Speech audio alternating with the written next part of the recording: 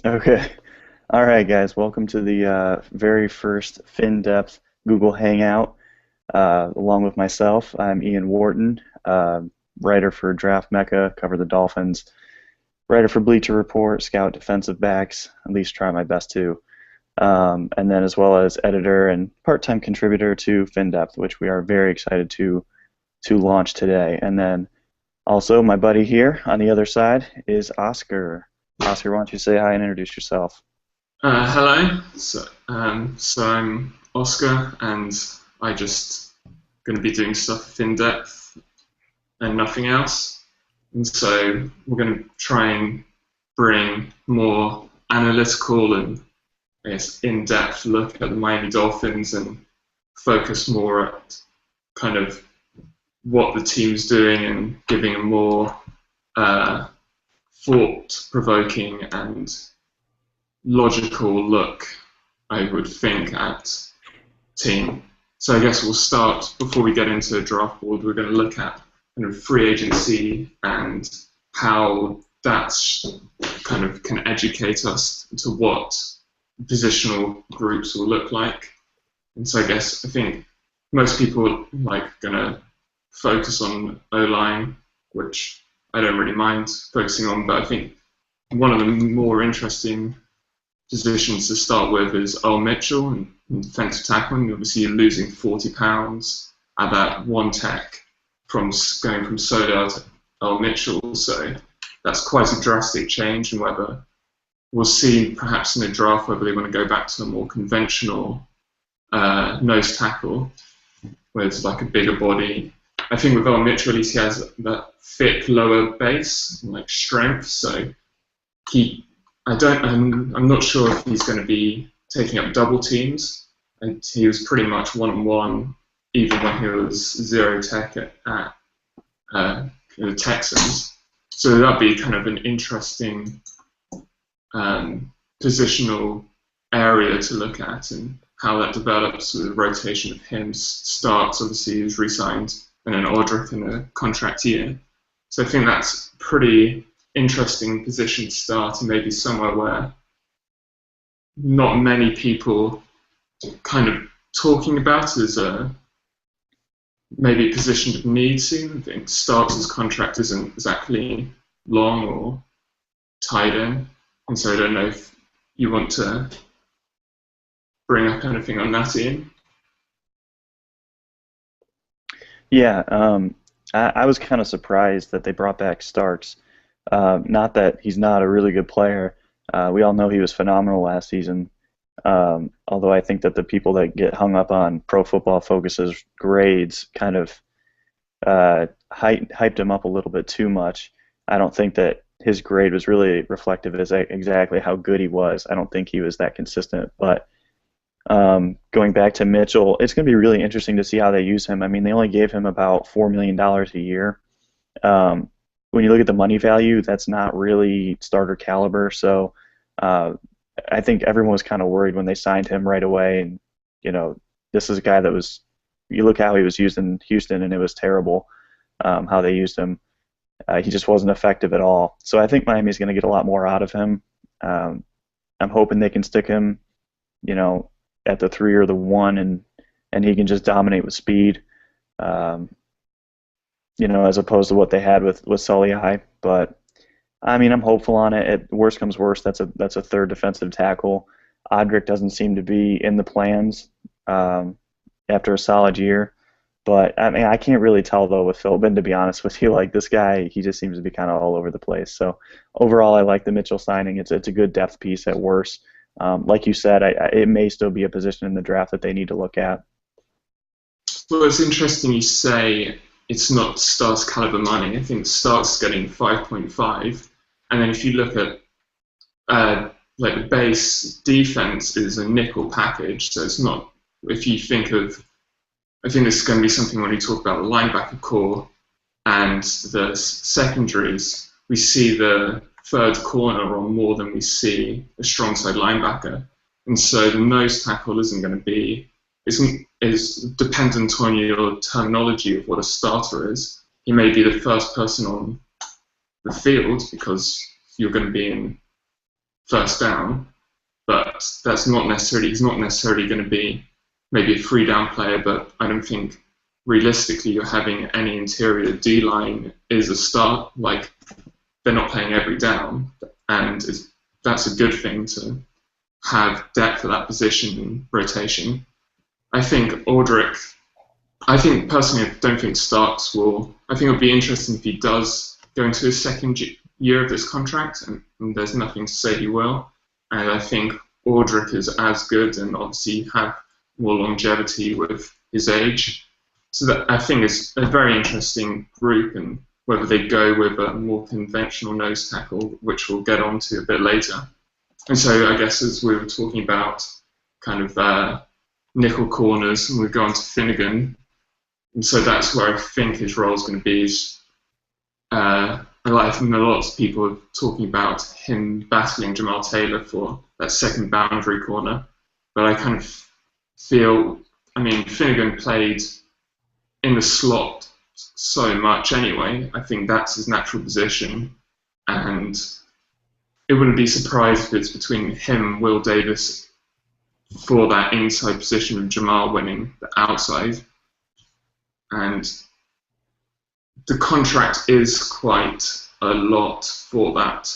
If you think of the Rams basically paid to get rid of that money, and then Miami just helped them out by paying some of that off.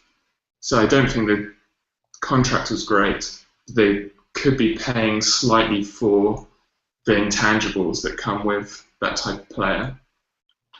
So I don't know how you feel he fits into that secondary group.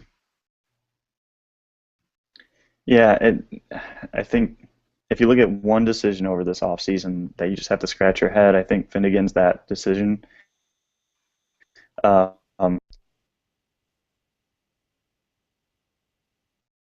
not sure if I like what he brings to on the field. 2 down seasons in a row. Last year was just absolutely pitiful for him. I've talked to some people in the Dolphins and also an agent that is familiar with the situation, and they were confident that he's back to who he was. I don't know. He's on the wrong side of his career arc. I was disappointed that they let Nolan Carroll walk away so cheaply, and I don't even think they registered really any interest in bringing him. I was extremely high on Jamar Taylor last year. I had him as a late first-round pick. Obviously, I didn't know about the injury, but nevertheless, I think he can come in and start. But man, that's risky. Build guy on every possession. Cortland Finnegan, who you just don't know if he's going to hold up, and even if it can, cover the slot anymore. Especially in our division, especially when you've got the Jets, they're going to be getting a couple receivers in the draft. We all know about the Patriots' white slot receivers that they love. You just look at our schedule. I'm just not sure what Finnegan's really for the best with him. I'm trying to be optimistic about him, but I don't know. I'm kind of on the.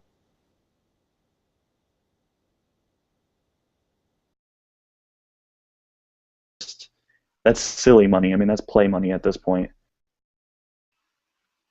Well, I guess they had kind of they were in a position which they could spend that money on what they thought they needed to add some sort of depth to the position. If you look at it at the moment, it's pretty thin with just Grimes, Jamar, Davis, and then you have, Jimmy Wilson can also play down in slot, which he did most of last year, but I think, now maybe if we move on to the back end of the secondary and the safeties and Delmas, and so that's another kind of interesting kind of philosophy they've decided to go on for, where they've let Clemens go, who was perhaps more a traditional free safety. Now we've gone for Delmas' role. He was kind of taught, Lions called him a free safety, but he was they pretty much mirrored their safeties 50-50, whether who went in the box. And so I think it's going to be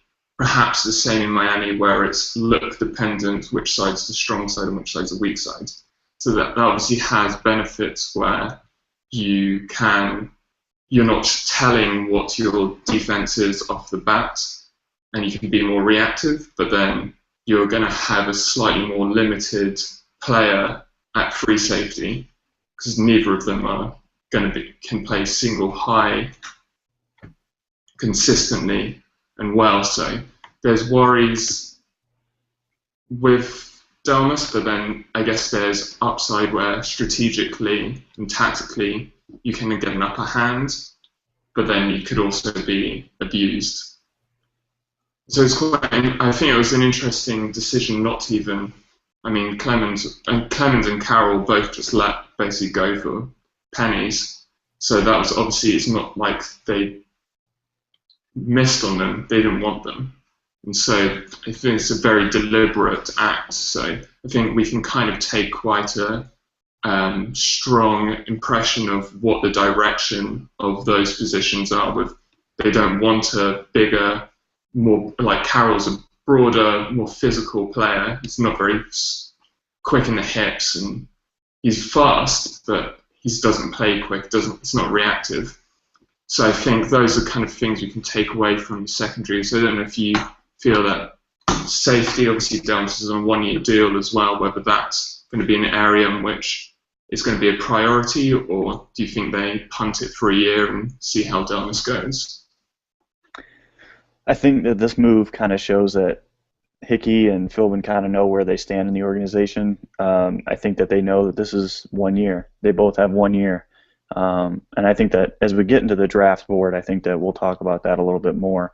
But you look at Delmas, and really it's a one. And you even said this about Starks. He might not even make it into the second year of his contract because, quite frankly, if this team sucks next year or they don't make the playoffs, I think you're going to see a lot of cleaning house. Delmas represents that high upside home run type pick. Maybe as we're week 8 or week 9, you may see Jimmy Wilson in there because I don't know if Delmas is going to be that consistent. But you're right though. I think he's a bigger, he's a bigger risk, but the payoff could be phenomenal, especially in this defense. They need more turnovers. There's no doubt about it. And it's kind of funny, like going through the season, I was telling people, oh man, like Clemens is a under the radar solid player. This is a guy that he does his job every play. Like you don't have to worry about him. And as we got closer to free agency, I was like, just watch, someone's going to get a nice deal with Chris Clemens. Some fans, I think, took that out of like context and were just like, oh my gosh, we can't lose this guy. This guy's so good. Like he's an way above average free safety, and he's a 4.3 guy. It's like, well, he's a 4.3 guy, but he doesn't play like that all over the field. He's a straight line speed guy. It really didn't affect most plays. It wasn't really a major loss. So overall, I mean, the Delmas signing, the biggest thing I think is going to be how they treat that secondary now. Like you said, if they're going to be doing roaming safeties, it'll just be interesting how they use that dynamic, especially with Jones coming back last year with a little bit stronger second half of the season. Well, then shall we move? We won't go into linebackers yet, as they obviously didn't do anything in free agency, and we'll talk about Shelley Smith and Brandon Albert, and so I guess, projecting as the left side of the line. We'll start with the cheaper guy, Shelley. I think the last 2 years are kind of, he was in his best position at left guard kind of a week after being thrown into the Rams, and they're not running like a pure zone blocking scheme, so it's not where he's like built to win. I think when he was on the right side, you can see that he has some deficiencies with his left arm and punch, and so left side for me is a preference because it's the longer way around to the quarterback. Whereas if you're getting that interior pressure into his face at right guard, that's a worry for me. And we've seen some. I think it was like Swartz and Kian had a conversation on Twitter talking about interior pressure from the right side, how that's a preference to have a better pass protection there. And I think that's kind of an underrated position to have good pass protection. So I think Shelley's going to bring a lot to the running game. Passing game, I think he will be not. I mean, it's not going to be as bad as last year. And if it's the long way around, you're going to be sliding to Albert. You can kind of get away with some stuff there. And also with Albert, I think you know what you're getting in pass protection. I think that the reason why they went with Albert over Monroe is punch and getting its hands on defenders. When I went and watched Monroe at Jacksonville, the 4 weeks he did play in his own blocking scheme before he got traded, that was one kind of consistency. You want basically to get that arm right up in the armpit and drive and then club with the back. And I think one time Monroe got a hand on the chest and drove a guy down, and that looks good, but you want that consistent up in the armpit. And I think Monroe Monroe flashed it a bit in Baltimore, didn't do it at all in Jacksonville. Albert's done it a lot. We also have, I think what hasn't really been talked about much is we have Bicknell, who was the Steelers coach last year, offensive line coach. The year before that, he was at Kansas City, and he was the offensive line coach there. He's now the assistant O-line coach. So they have a known commodity there. And Benton, the O-line coach, was with the Texans, obviously when Shirley Smith was with the Texans.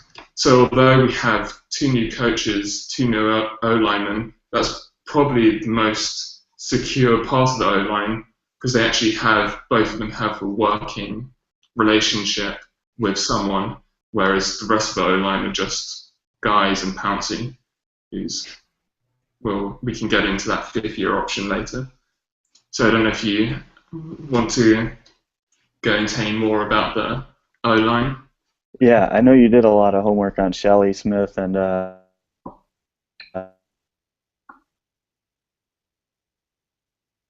stuff, so in your ability there for sure. I looked at Albert quite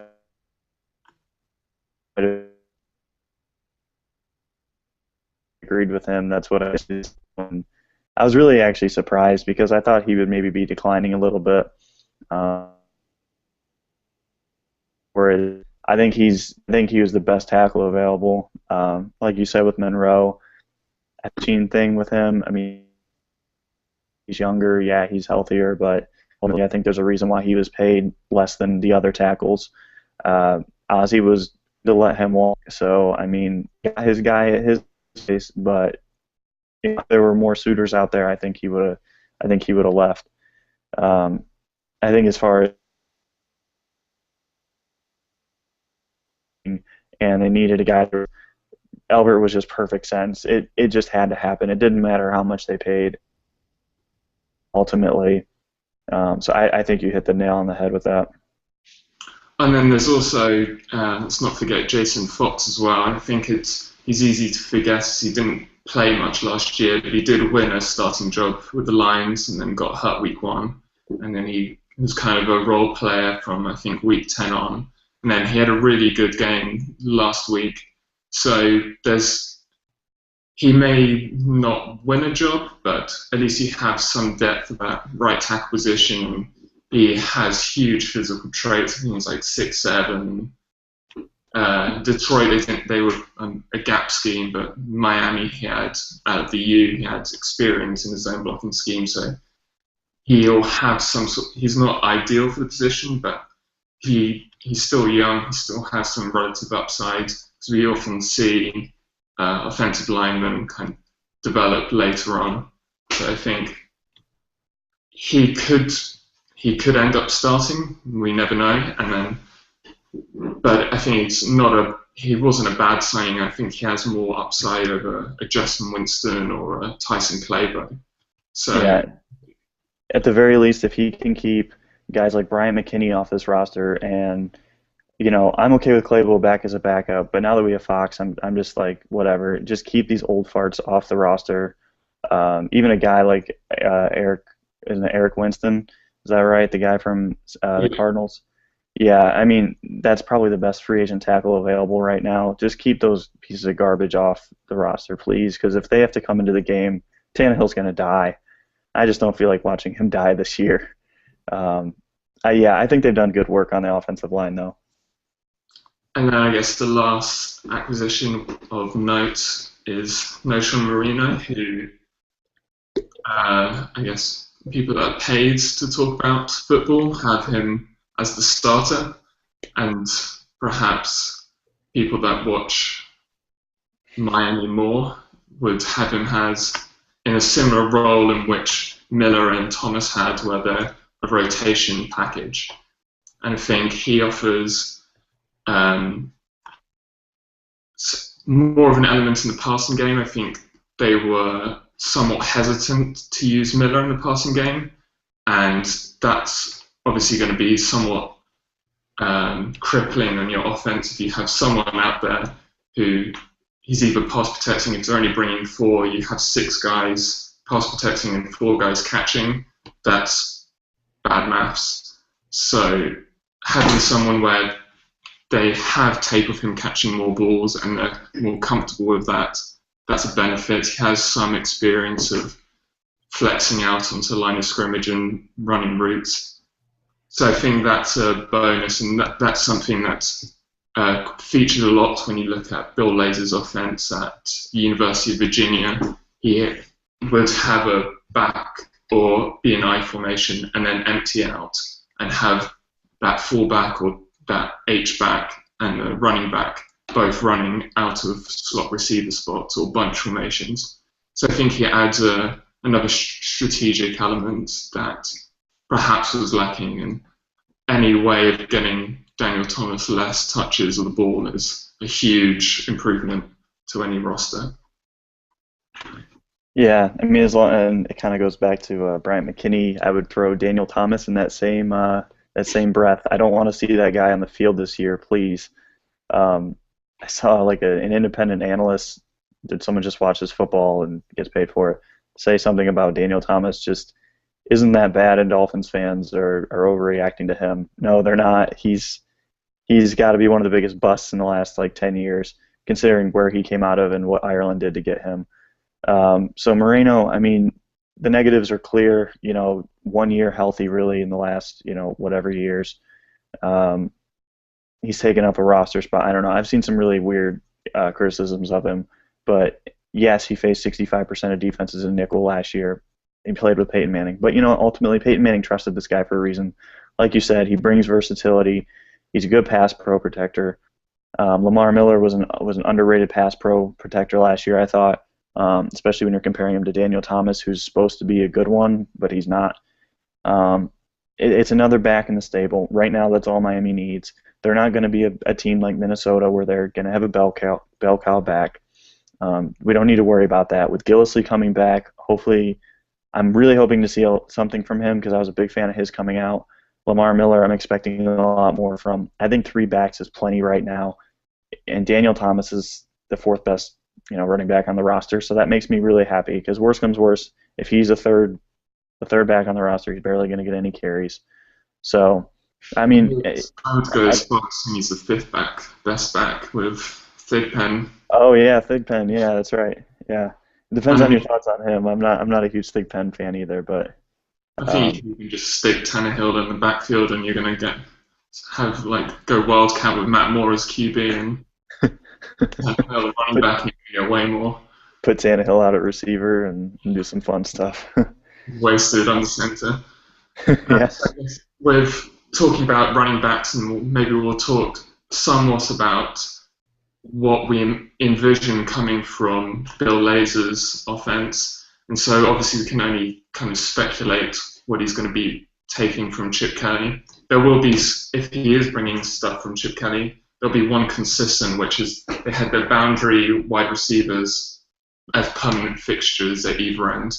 They had Deshaun Jackson and Riley Cooper just plastered to their side, so to speed up the process, of course, we had a weird kind of half huddle in the middle, and the receivers get calls, whereas Chip's offense, they were straight to the line and make a call, and were running the ball, which makes a large difference. Now, I think that's one thing we will see more of, is more of the ball in running backs' hands at UVA.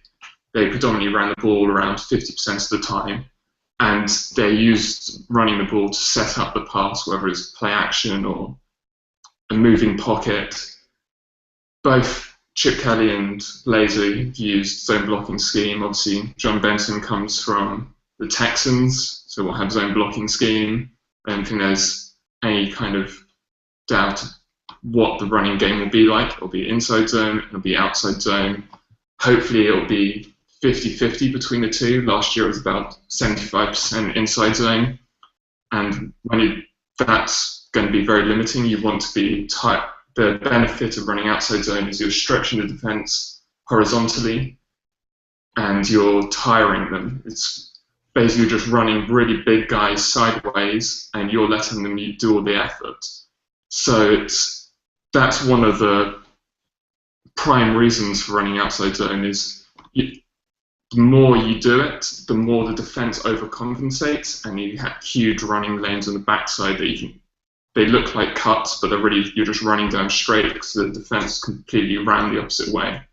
And you also have that huge advantage if you can run, when that same thing happens, you run bootlegs and you have a moving pocket. It makes it easier on the tackles, which we've heard we've heard Brandon Albert and also Morgan Moses at the Combine, both talking about Blazers offense and how it's tackle friendly. So that's my interpretation, is moving pockets. When they are running the ball, they're letting the tackles get out into space and do whatever they can. And I think this is another kind of misconception of zone blocking scheme. It's based on you want to get 4 yards and you don't want to lose any yards. That's how it's built. It's not about big running lanes, holes, and 20-yard gains. It's about constantly get 3 to 4 yards. If you get to 3 to 4 yards every down, you get a first down. If you can do that with tempo, which we may see, we may not see. We've heard Philbin talk about it for 2 years. That's another subject. But I think the zone blocking scheme, I think we'll see maybe more versatile motioning of players and hopefully a deep seam and tight ends utilised more in the passing game. But other than that, I think we'll see kind of the similar tropes of the Sherman offense, just maybe with better route concepts. And it may not. The thing with Sherman was it was bad route concepts, it was bad play calling, and it was bad utilisation of players. You had Wallace. The few times he made plays was when they got the ball to him quickly in space.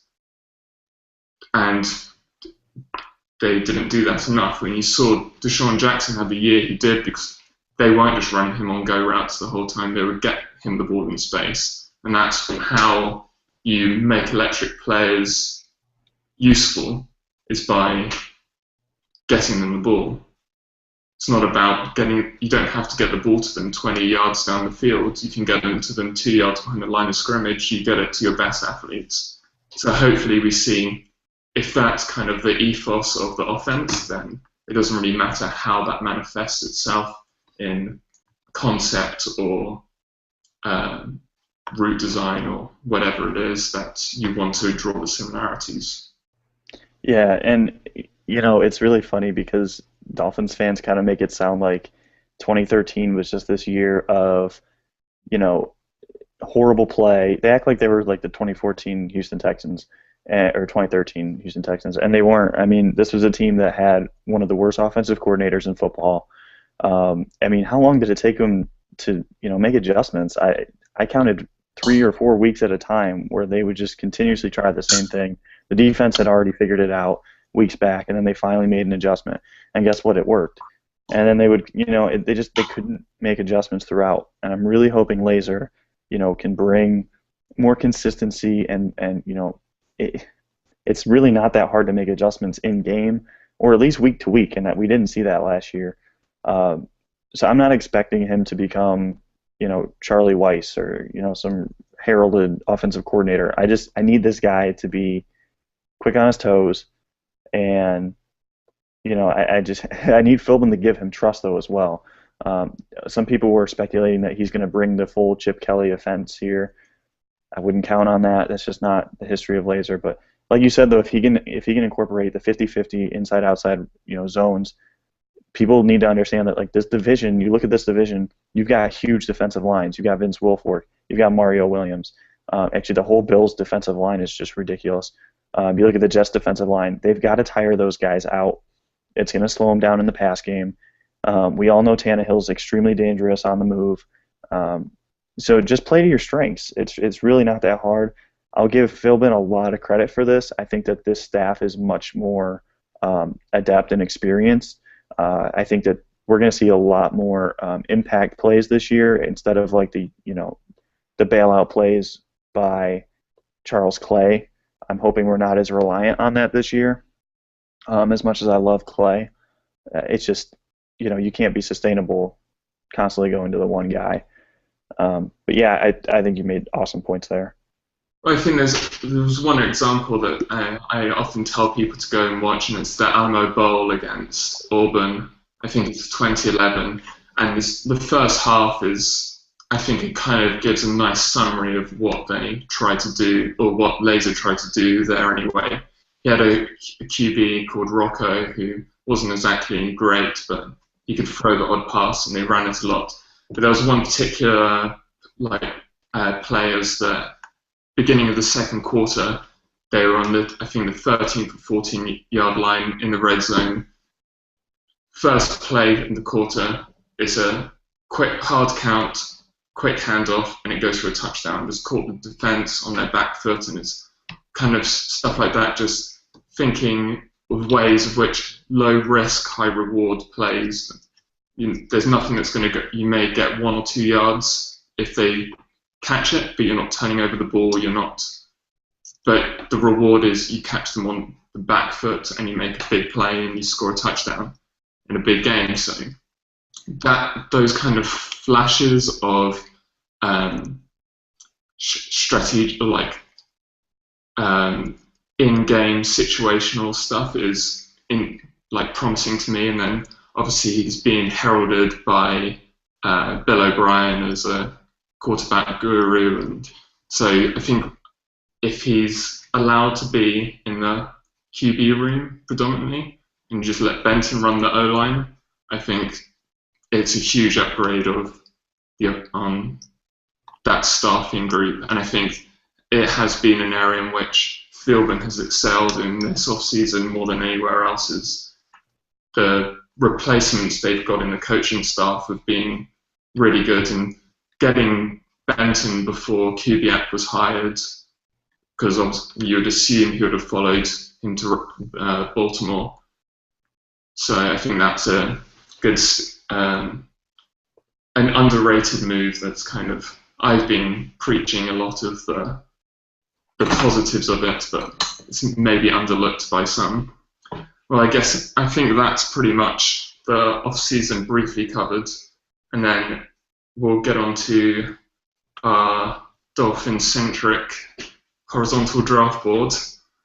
And so I guess we'll go through kind of like the process of how we did this. And so both of us obviously watch a lot of draft prospects, or pretty much them all, and we have our own individual grades, and then we both made our own individual boards. And the essence of this was trying to recreate somewhat what the working dynamic in a draft room would be. So not everyone's going to agree, not everyone's going to want the same traits or think the same traits are important in a player. So I know I preference agility, lower body agility, in skill position, in line play, handwork and lower body strength and technique. Lateral agility, again, are things I highlight. So these are just my preferences, and when I'm evaluating players, what I look for, and things that maybe I over-evaluate, or things that I evaluate, hold in higher regard than other people would. And so basically we put our two boards together and we took out players who didn't feel fitted the scheme in which we see the Dolphins using. And so I think one thing that maybe is a misconception is every team goes into this with a big board of 340 players, when the reality is there's probably 170 players they actually like, and 70 of those are undrafted free agents. And there's stories of Green Bay drafting guys in the 5th round that they have undrafted free agent grades on, but they're the only guys on their boards because they're the only guys that fit. So I think that's kind of one area which maybe gets understated is not every player is built for everything, and scheme isn't the be-all end-all. If you have transcendent talent, it can. That's the whole point. It's transcendent. It's above all scheme. But there are certain players that have limitations, and you have to live with those limitations. And sometimes you can't. So they're not worth your time. So anyway, as you can see, you either have the draft board above you, or if you're on the YouTube, if you go into Findepth in the scouting, you can see our draft board, and I think we'll go through and maybe talk about potential targets we see in ranges, and we'll go through each positional group and talk about kind of whether they're our favourite prospect, people we disagreed on, or people we think are specific players the Dolphins would have a high regard for and a high value for. So if you want to start with the quarterback position.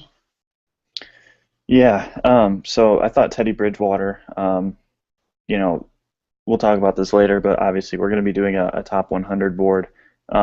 Bridgewater gets slammed in the media. It's the exact opposite on Twitter for some reason. It's kind of strange. But Bridgewater, for me, is a top overall prospect in my eyes. I think if the Dolphins, in the Dolphins' exact situation, they might not value Bridgewater like that. It just kind of depends on how Hickey and Philbin kind of feel about themselves. I wouldn't draft Bridgewater, but I think nonetheless, I think they have to put Bridgewater, top 10 overall. You just kind of look at how he impacts the game. And I think as far as system fit, I think he'd actually be a great fit for what Miami does. But yeah, I think the where he wins is pre-snap and determining what the defense is going to give you, and when you have kind of short in-breaking routes, and from what I've seen is a lot of, in Louisville he had a lot of high to low reads, so you read the highest route and then you come back down free. They kind of do the opposite in Miami, where it's underneath stuff first, and I think that's going to help Teddy in a way in which he can get to the ball out quickly, use his brain to beat people. I think he's got a great arm. He's got enough arm to make every throw. The go route is a bit wobbly sometimes, but you can live with that. I mean, Peyton doesn't have a great arm. He's the best quarterback at the moment, so I think we both had Teddy Bridgewater in our top 10. I think he's the only quarterback in the first round for both of us that's schematically fitting. And then I think you have Bortles a bit higher than I did. So he's our second quarterback. And so I don't know if you want to kind of talk about how you see his, if he were to fall, say, into the second round at 50, how you kind of see his projection into Miami. Yeah, so I had a late first on Bortles. He's my second overall quarterback. He's a developmental project, so I mean, even if he fell at 50, I think you'd have to consider, just because of the talent. He needs work. He needs a lot of footwork. Overhaul. It really changed his velocity in 2013. It was way down from 2012. He's more similar to Alex Smith than he is Ben Roethlisberger, I think. But I don't mean that as an insult. I mean that as, once he gets fixed as far as his footwork, which, to a good quality coach, that shouldn't actually be too difficult to do, unless if it's, obviously like a fatal mental flaw where he just reverts back. But I haven't seen anything to suggest that, because, he got better through his time at UCF. I think if he's sitting there at 50, you got to consider it. He's not the most pro-ready quarterback, so you look at that and you probably say, well, we probably need someone in here to challenge Tannehill a little bit more than that, especially with what happens with Matt Moore. I know some people have speculated that if they draft a quarterback, Matt Moore could be gone because of his salary cap number. I don't think that's realistic, but you never know what happens, especially after June 1st. So I think Bortles, if he was somehow there at 50, which I'd be really surprised, he would be a good fit for the roster as far as long term. Short term, I'm not sure if that's a guy that would even beat out Matt Moore for the number 2 quarterback spot. Well, my comparison for him is Jake Locker with a little less velocity. Yeah, Or, and so I like Jake Locker if he stays healthy. I think he could be a good quarterback. But I agree with Bortles, if you think you can sort out the lower body mechanics, then you have potential to be a good quarterback. But as that's always a big if, but he definitely has kind of like, I guess he's the prototype. And if we go to our third quarterback, which is not a very popular name kind of out there, but he's my second quarterback, and it's David Fales, the San Jose State quarterback. And I think he perhaps is the best. Now, this is going to sound like pretty ludicrous at first, but I think he's the best thrower of the ball. And I don't mean this by he's got the best arm strength or the best spiral or anything like that. He throws people open and he anticipates the hole better than anyone else. And with a short, quick release passing game, I think that's where he wins. I mean, the hype is he's not going. I've heard people say he'll be a third day, fifth round. I think if he falls that far, it'd be a really good, solid backup that I would be. He's not going to lose you any games, and he can probably win you a game or two if you need to.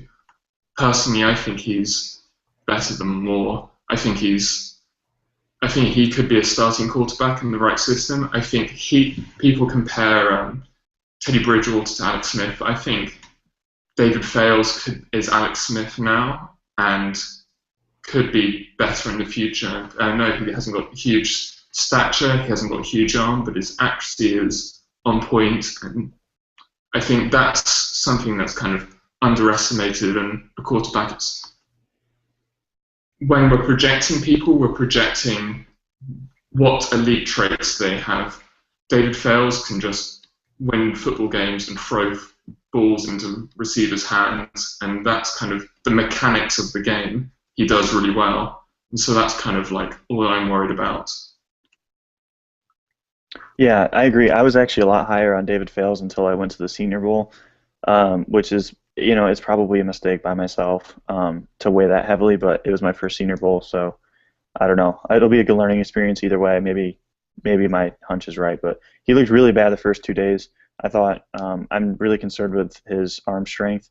On film, it looked good, but I mean, the level of competition went up and he shrunk a little bit. Now by Wednesday, he looked better. Apparently, he was getting over a cold.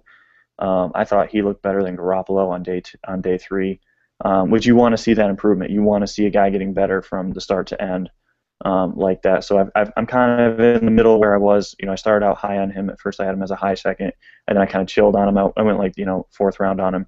And usually I don't fluctuate like that, but I hadn't looked at him truly in depth at the time of the Senior Bowl. So like when I say like, oh, high second to mid fourth, it wasn't like a hard grade. That was like an impression, I should say, going into the film.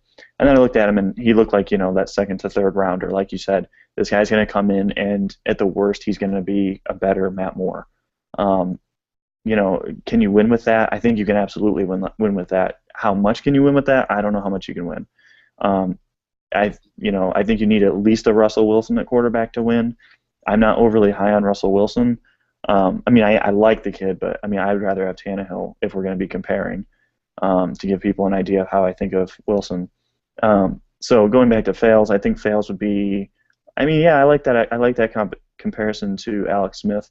I don't know if you can win a Super Bowl with him without like really good players around him.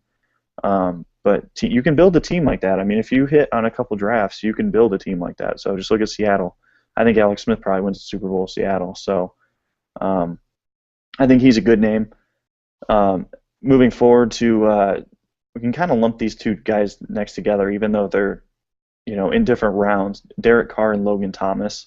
I'm high on Derek Carr, a little high on Derek Carr. I have like a high second round grade on him. What scares me about him is his pocket presence. That guy just freaks out as soon as interior line pressure comes in.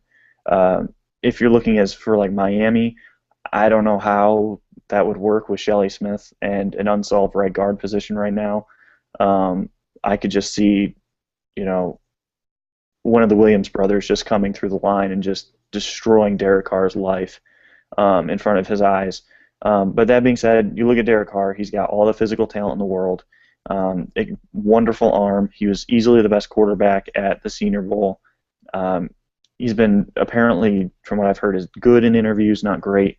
Um, and I mean, yeah, I mean, if you look at Logan Thomas, you can kind of say the same thing. Like physically, that's just a wonderful prospect. I mean, he has everything that you want. Deep ball accuracy. Um, it's the size is phenomenal, especially with Thomas. But you have to question what's going on upstairs, and I think that's a good project for the Dolphins, especially where we've got him in that high third range. If they've filled the offensive line needs by then, I think that's a good time to take him. I don't know if Carr is going to really happen. I've heard from really good people that he's literally in the mix at number 4. He's very high on the Browns draft board, so I don't know if he'll fall to where we have him valued, but I think those two quarterbacks, if the Dolphins could somehow get their hands on them day 2 to somewhere in day 2, that would be a really good investment. Well, I think with Kai, you have to look at his offensive line was just awful, and although he wasn't playing great defenses up until USC, where he just got annihilated, he had a bad shoulder, so they kind of changed the game plan. But so I think that didn't help. I think what's kind of underestimated about Carr is his pre-snap recognition. I think since he was 9, he's been taught about defensive looks and how to react to them. So you would imagine with perhaps a better offensive line, he'd be able to kind of orchestrate that someone better and be able to be reactive. He has got a pretty good arm, like better, above average, maybe the second, third best arm in the class. And then I think Logan Thomas is like a really special athlete. And I think if you're in a position where you believe in those traits and you're not investing a huge amount, and the Dolphins have had significant interest. They've invited him in during the combine. Zach Taylor was by his side the whole time whilst he was throwing. He was just laughing and joking with him. And Johnny Manziel the whole day. Obviously, he was Manziel's quarterback coach when he was redshirting. So I think there's obviously been significant interest and appeal into those physical traits. I think one way to look at Logan Thomas as well is his flaw is you might have a freak developmental tight end, and if you try him out at quarterback and just upstairs he hasn't got it or he can't absorb the playbook, the worst case scenario is you have an absolute freak physical specimen. And for me, that's if I were drafting, that's my priority, is physical attributes that aren't easily obtained, because that's not something that comes around every day. So that's kind of why I have him rated so highly, is that's a trope or something that's hard to come by. So maybe if we go, I guess we'll go to Aaron Murray next, who I think you have a bit higher than me. Obviously, the Dolphins have had a lot of interest. I think one reason why he could be high on Dolphins' board is in a similar vein in when the New York Giants drafted Nassib, and they stated, we never want to see him play a snap. And I think this is how I would approach drafting Murray. So he's a psychology major, and he was very proactive at Georgia at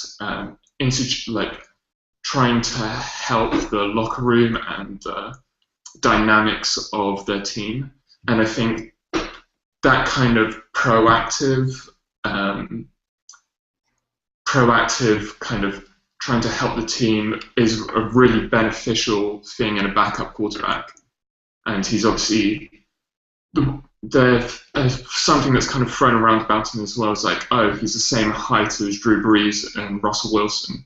The issue there is they don't win because they're short. They win despite that they're short. And they have elite traits that negate their size. So they still have limitations. Russell Wilson doesn't throw, he can't throw down the middle. That's not in their playbook. So, but he wins by being able to escape the pocket, elongate plays, and throw the ball downfield. Drew Brees elongates plays by lower body quickness, being able to move up into the pocket, and great velocity on the ball. Two things Murray has very little of. So I think he has a very low ceiling and a good backup floor where you're getting a stable player in which you know what you're getting, and he'll be a proactive leader as a backup, if that kind of makes sense. He's not going to just kind of sit there for grown. He's going to be proactive in his position. Yeah, he kind of reminds me of Andy Dalton a little bit. Like I don't know. I'm high on him, but it's just because he's good overall, and I mean I don't know if maybe my grading scale just kind of favors that. I'm not, you don't take him as like a potential starter. Like you said, you just take him to hopefully grow on the bench. Not to get too much time into him. Do you have any thoughts on Garoppolo, especially because I mean I think he'd be a good fit for this team, but ultimately I think he has a lot of concerns. I think he has a quick release, which is nice, but he has Gabbert-isms. Yeah, I think that's the big worry too. Like I liked him coming into the process, but then I mean you really break him down, and there's a lot of worrisome stuff there. It's a major project. Like the fact that there are teams looking at him in the early or late first and early second is really scary stuff. I mean, yes, he's a beautiful release. I mean, that release is phenomenal, but that's not what's going to win you games. You got to have 2 or 3 elite traits, like you talked about. I love the elite traits argument. I tell people that all the time. Like, if you want a difference maker, find elite traits, and then you put them in a position to constantly use those elite traits. I'm not sure if Garoppolo can ever really be too much more than a decent starter. Well, then I guess we'll round out who we have in kind of our top the 2 days, and that's Johnny Manziel. And then I think predominantly why he'll be so low on this board is system fit. Is you need to build an offense around him, and if you already have an incumbent starter in Tannehill, I don't think Manziel's going to beat him out, and you have to install a pistol offense. You have to have big physical targets that are going to win balls up high that are thrown up after he extends plays. Those are things that Miami lacks. They're not going to start running pistol. They're not suddenly all the receivers are going to grow 3 foot. And then as a backup, I think he has 0 to value really. If you think of his ego and his the kind of perceptions of what he wants to be, and he obviously wants to be an NFL starter. And I think if he comes behind Tannehill, he's going to kind of have the idea that that could be a long way away. So that's kind of where my grading of him came from, is predominantly system fit and West Coast offense. He may have had redshirt reps under Sherman, but I think I've seen him under center 12 times. And I think I saw a stat recently where he had 18 rollouts, so that would assume he was under center 18 times. And that's going to be the base of the offense, so that's not there's no longevity in that. So you're not going to completely rip up the playbook and start again for a backup quarterback. Just a question. Where do you have Manziel overall?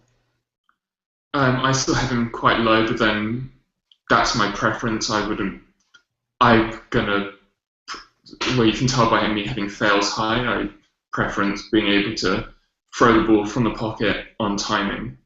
And I think Manziel has 1, maybe 2 elite traits to me. He throws the ball better than I've seen anyone out of the pocket from running off platform. I don't think anyone can make a better throw from that. The problem is, do you want your quarterback constantly throwing off platform? And personally, I wouldn't. Then he can extend plays, and he has I wouldn't call it it factor, but he makes things out of nothing. You can tell he wants to win. He wants to extend plays. He will do anything. So those are the 2 elite traits. Then I see a lot of issues. Is the way he plays the game. He's going to get hit a lot. he's out of the pocket more than he's in the pocket. So if you're looking at it from a play design standpoint, is how do you design that? How do you make that organized in a way in which you can make sure that you're in a position where, if he has to come out of the game, which is very plausible with his style of play and frame, can you then consistently continue? I mean, he may have not missed a game, but he's playing in college where you have 11 games a year. You're generally not playing the fourth quarter, and he was missing practices. His shoulder was banged up. There was he missed people say he didn't miss any games, but he missed plenty of reps. He missed plenty of drives where he was just messed up. And in a 16-game season, if you're going into playoffs, does he have any longevity there? He's played for 2 years. I mean, I couldn't take him in the first round, and I would take Fales over him. I'd take Logan Thomas over him, and I'd take David Carr over him and Bridgewater. So that's kind of where I am. Garoppolo is borderline. Yeah, I was even lower than on Manziel than you. Like you said, I mean, we all know the highlight plays that he does well, but knowing that offense, Case Keenum came from that offense. That's local to me. I go to UH, so I mean, knowing with people in that program, that I've talked to them about that system. That system is so basic that literally you could put most high school quarterbacks in that system, and it's no different than a high school system. It's one read. You glance at your second read, and then you react. It's not, and I give Coach Sumlin a lot of credit. He's a really good coach, but, Manziel's going to be entering a whole nother beast when he gets into the NFL. He's not going to have Mike Evans to throw to unless if he goes to, a team like Chicago, where he's got two monsters at wide receiver. It's not realistic to think that, at least in my opinion, that he's going to come in and be able to throw the YOLO balls and just somehow they're going to happen to fall into his receivers' hands like they did in college. I like the arms. With his offensive tackles he's had the past 2 years. It's unbelievable, yeah. Matthews and probably one of the highest tackles to go next year's draft in Cedric. So he's had the best O-line bar about Alabama, and he's scrambling 60% of the time. I mean, and he's forcing it, right? And that was part of the tough part for me. When I was looking at Jake Matthews, is you want to say something about the awareness because as an offensive tackle, you need to know where the play is behind you. But how can you really fault an offensive tackle for knowing where the heck Manziel is? Because he's scrambling with no one even getting close to him. His lower body's a mess. And so I've got Manziel actually as a mid-fourth. He's my 12th highest quarterback. I actually have Brett Smith, who we've got together in the high fifth, higher than him. I think if you're taking a developmental quarterback, like we talked about, you've got to have the traits. I just don't think Manziel has a lot of those traits. He's got good accuracy. He's got a really strong arm, but everything else is a mess.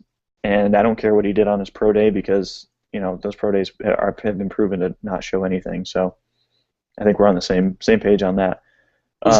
Maybe should we just go over the last one player that's kind of been linked with the Dolphins a lot, and that's Stephen Morris, and then we have him as a priority free agent. So if you think we've been harsh on Manziel and you're a U fan, you may want to turn off for a bit. Well, I'll say this about Morris.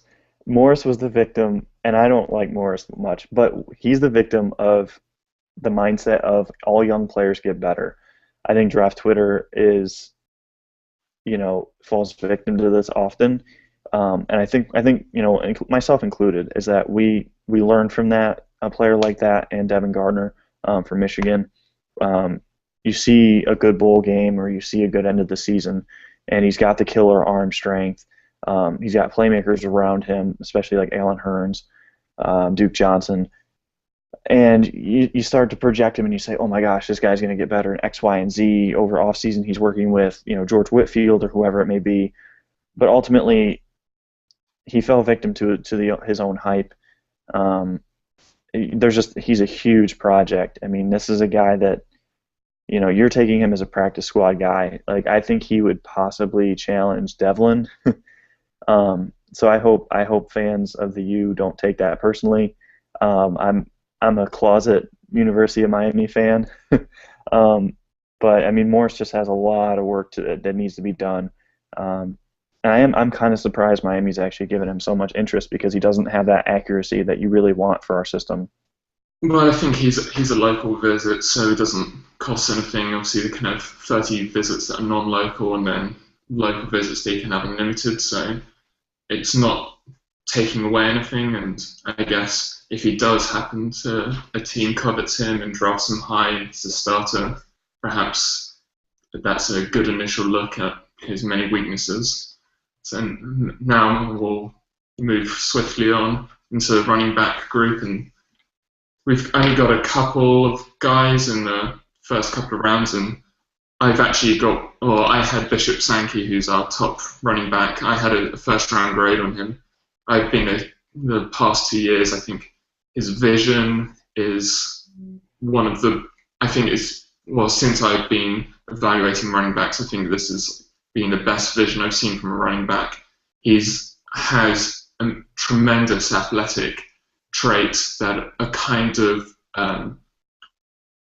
they're seen as not being existent because he's so fluid, and people talk about C. Strunk or Trey Mason as being more dynamic athletes, but just because you can't see Sankey doing it doesn't mean he's not doing it. He just is, his hips and his shoulders move at the same time, takes such fluid angles. I think he's perfect for his own blocking scheme. He's a natural catcher of the ball, and I mean, if you see him interviewed, he just seems like a real nice kid as well. So I think he ticks every single box the Dolphins have. It's just whether the Jaguars take him before. That's basically the only hurdle I see from him. Perhaps I think having a high second, that's obviously because I like him a lot, but I think his kind of range is going to be, his ceiling is the Jaguars' first pick, his floor is maybe the middle, bottom of the third round, and it's dependent on kind of where people are putting their weight in the running back class and how they value it. Obviously, we saw a run last year in the second round with Gio Bernard, David Lacy, and most of the teams that need a running back kind of approach that in free agency, and maybe with the class being quite deep, running back gets dropped further because you want to preference those other positions that you have higher regarded. So it's potential that some of these top running backs drop quite far. I'm a huge fan of Sankey, and he can do no wrong in my eyes. I like Sankey too. He's my number 2 back, just barely behind Carlos Hyde. I think when you talk about system fit, I have Hyde as a higher grade, but I agree. I think Sankey would be phenomenal. I've talked a lot about this recently because I'm doing this mock draft. I don't really view running back as a big need anymore. I would like to see maybe in the latter rounds grab a guy like Charles Ross out of Rice, or another power back. But I mean, if you're taking a guy like that, realistically, is he going to make the roster? Probably not. Or if he does, then you're definitely cutting either Daniel Thomas or Thigpen. So I mean, what are your thoughts on the running back position for the Dolphins? Do you think they're really going to be looking hard at running back? Well, I think it depends on how they approach the kick return, the punt returner, and then how much they value either having a hardline runner in the ilk of Daniel Thomas, or whether they want a flex player. So I think we have Charles Sims, who maybe kind of fits in that kind of flex player role where he's kind of almost a Matt Forte clone, where you can put him anywhere. He ran routes, he can pass catches, he can do pretty much anything you ask of him. I think we have him as 4th on our board, and I think if you have him, you probably don't need Daniel Thomas anymore. If you're getting a wide receiver or a dry archer who's a smaller back, but you can flex. The Dolphins have worked him out at the pro day out of the slot, so they obviously have interest in kind of having that guy that he can have like 5 or so carries between the tackles, but you can also flex them out. And so I think Daniel Thomas, Big Pen, they don't have much longevity on the roster if they approach that position. So it depends on where they see the talent falling and how they see the value of that roster spot. I think having 4 backs on the roster, you need to be getting more value, or 5 backs out of the roster as currently, you need to be getting more than just a backup back out of that value of that position. Archer's kind of interesting because he's kind of a poor man's Reggie Bush. I'm a fan of his. I gave him, like a 3rd round grade, which was kind of surprising. He's diminutive. He's 5'7", 173. Just lightning fast though. I mean, he's not just a linear athlete. Cuts on a dime. If he were bigger, he would probably be a 1st round pick. Well, he got bigger from 2012 to 2013, so he kind of filled out in that frame, and he's not afraid to run between the tackles. And I think he has better instincts and vision than Reggie Bush did, but perhaps not that home run hit. He's kind of maybe a blend between Reggie Bush and Tavon Austin, like a poor man's version of the two. That's kind of my vision. Yeah, and it's hard to really project a talent like that because, I mean, I just don't know if you can give Archer the ball in the backfield. Like, you look at the tape and he was powerful. He surprisingly broke tackles. He has a strong base, but he got nicked up a lot in 2013. He just really couldn't stay healthy and really contribute throughout the season. Now, true, Kent State just ran all their plays through him, and he was a return man. So he was extremely busy on the field. I would love him on this roster. I know they're interested in him. They've worked him out. They've interviewed him. They've expressed a lot of interest in him. So, I mean, if he's down the board in the 3rd round, I can't blame them for taking him.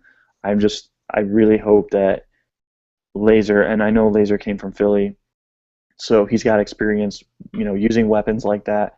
I'm just a little worried because, the Bush experiment, it didn't go poorly, but it didn't go as well as it could have. And when you're getting a poor version of Bush, you better make sure that you're using him. That's all I'm saying. In the 3rd round, we're going to see a lot of talent on that board. So I think he does go in that 3rd, maybe early 4th round. Well, I think the difference between him and Bush is vision and running between the tackles. Bush wanted there to be a hole where Archer is happy to run into a lineman knowing that that's where the hole's meant to be going, or that's where the read is. So I think that kind of what separates him. Bush wanted to see the gaping hole, whereas you don't get a gaping hole in the zone blocking scheme, you get an alleyway.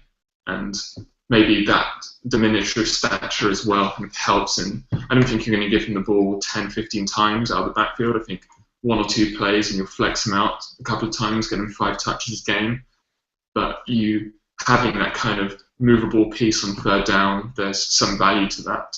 I think maybe Devontae Freeman, who we have as our 2nd running back, has a similar value. So maybe him and Charles Sim I have as the best 2 pass blocking backs. I think Freeman's another kind of undersized guy, but I think you can give him more touches of the ball between the tackles than you could Dry Archer.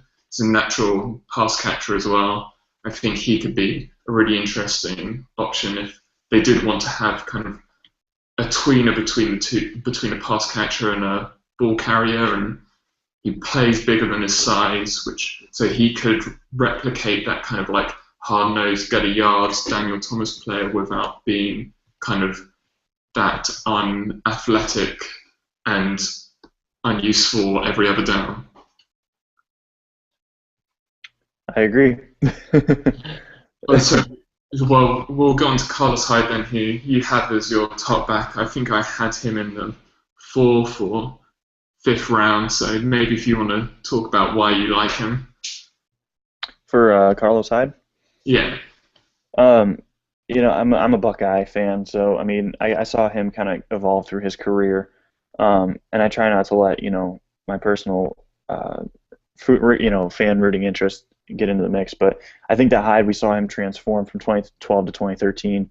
He really took to Urban Meyer's system, which is gonna, it's the read option. So it's, is it going to be a perfect translation to the NFL? No. But I think when you look at his size, you look at his speed. He ran a 4.40 at the combine, but he pulled up limp. This is a guy that's run 4.4s at 230 pounds. His vision got a lot better from when he was a freshman all the way till he was a senior. And I think when you look at that combination of size, speed, athleticism, he can pass block fairly well. He's not as good as Freeman or Sims. He's probably fourth or fifth in the class as far as pass blocking. But you just look at the total package. I have a mid-second round grade on him. I did have a high second round grade until I went back and looked at him a little bit. You have to be concerned with, can he sustain what he did in 2013? He was productive throughout his career, but he didn't really take football seriously until an incident right before the season. I think the off-the-field concerns aren't major, but you look at the on-the-field, he's kind of your more traditional back. So as we're moving forward, Devontae Freeman might be the new style of back that becomes popular, a little bit smaller, swifter. But Carlos Hyde is more that traditional. You can give him the ball 20 times, and you're going to be in good hands as long as his fumbling problems are past him, which they were in 2013. So I'm a big fan of Hyde. A lot of it is physical. He's just a very physical back, and he brings a little bit more speed to the table now that he's lost about 10 pounds. Was there any other running backs in particular you want to talk about, or should we move on to wide receivers where we maybe have some... I think we'll move on to wide receivers because I know they've expressed quite a bit of interest in a couple of these guys. We'll start with, I guess, Odell Beckham, who they've had in for a meeting, and who we have on top of our board, which is not the norm. We have a first-round grade, and Sammy Watkins just below him. I think one thing about both of those players is that they play bigger than their size, and obviously they're great athletes and quick twitch in the hips. But I think what elevates Beckham for me is he plays much bigger than his size. The way he can pluck a ball, and if you watch Odell Beckham, you just realise how terrible the accuracy of Mettenberger is. And I think there's one thing if you look through this list, we don't really have many large wide receivers. We have Mike Evans, but I list him as a tight end. Maybe we'll get into that further when we go into tight ends. But there's a size parameter that clearly this staff covets, which is under 6'3", and they want to be able to run a route tree. And so I think that's kind of the base we have to work from, is who can run a route tree and how do they separate themselves from defensive backs. And the lower body of Odell Beckham, when he runs a comeback or a dig, is just immaculate, and he just destroys people. And so that's kind of what elevates his game past the class for me. And the way he lays himself out, extend and pluck the ball, is just kind of an attribute we don't have on the roster, and something that, as well as that kind of burst off the line of scrimmage and be able to separate underneath, I think that kind of whole package, you can move him around anywhere really you want, and he has some returnability. So he offers a lot to the roster. You're probably saving 2 roster spots having him on the team, and so there's huge value in that pick if he does fall to 19, which perhaps is unlikely with, I think there was rumours today where he's ranked as the first QB on some other team's boards, so maybe we're not as stupid as we sound. No, I'm a big fan of Odell. Sammy's number 1 on my board, but I think Odell should go a lot earlier than what people are thinking. If I were to do like a mock draft today off of, based off of talent and based off of good fit, I think Beckham should go as early as number 7 to the Buccaneers. And that's just you look at what he does well. He explodes off the line of scrimmage, like you said. He's able to high point the ball, and I mean, when I first watched him, before looking at his measurables, I thought he was a 6'2", 6'3" receiver because he plays so big. Like you mentioned, he has very few weaknesses, and if you really want to say a quote-unquote weakness, it would be his height, I guess. But he's long. He uses his frame well. He destroyed one of the top cornerbacks in the nation, Jason Verrett, in their matchup. Like you said, Mettenberger just constantly missed him, and I've seen the criticism that oh, he shrunk in big games. Well, no. One, he had Jarvis Landry across from him, who was a beast in himself. But also Mettenberger just is slow to react. So I think if the Dolphins had a chance at Odell Beckham at 19, that's a grand slam pick. Like, if I had my choice of any pick at 19, it'd probably be him. Like, realistically, at least.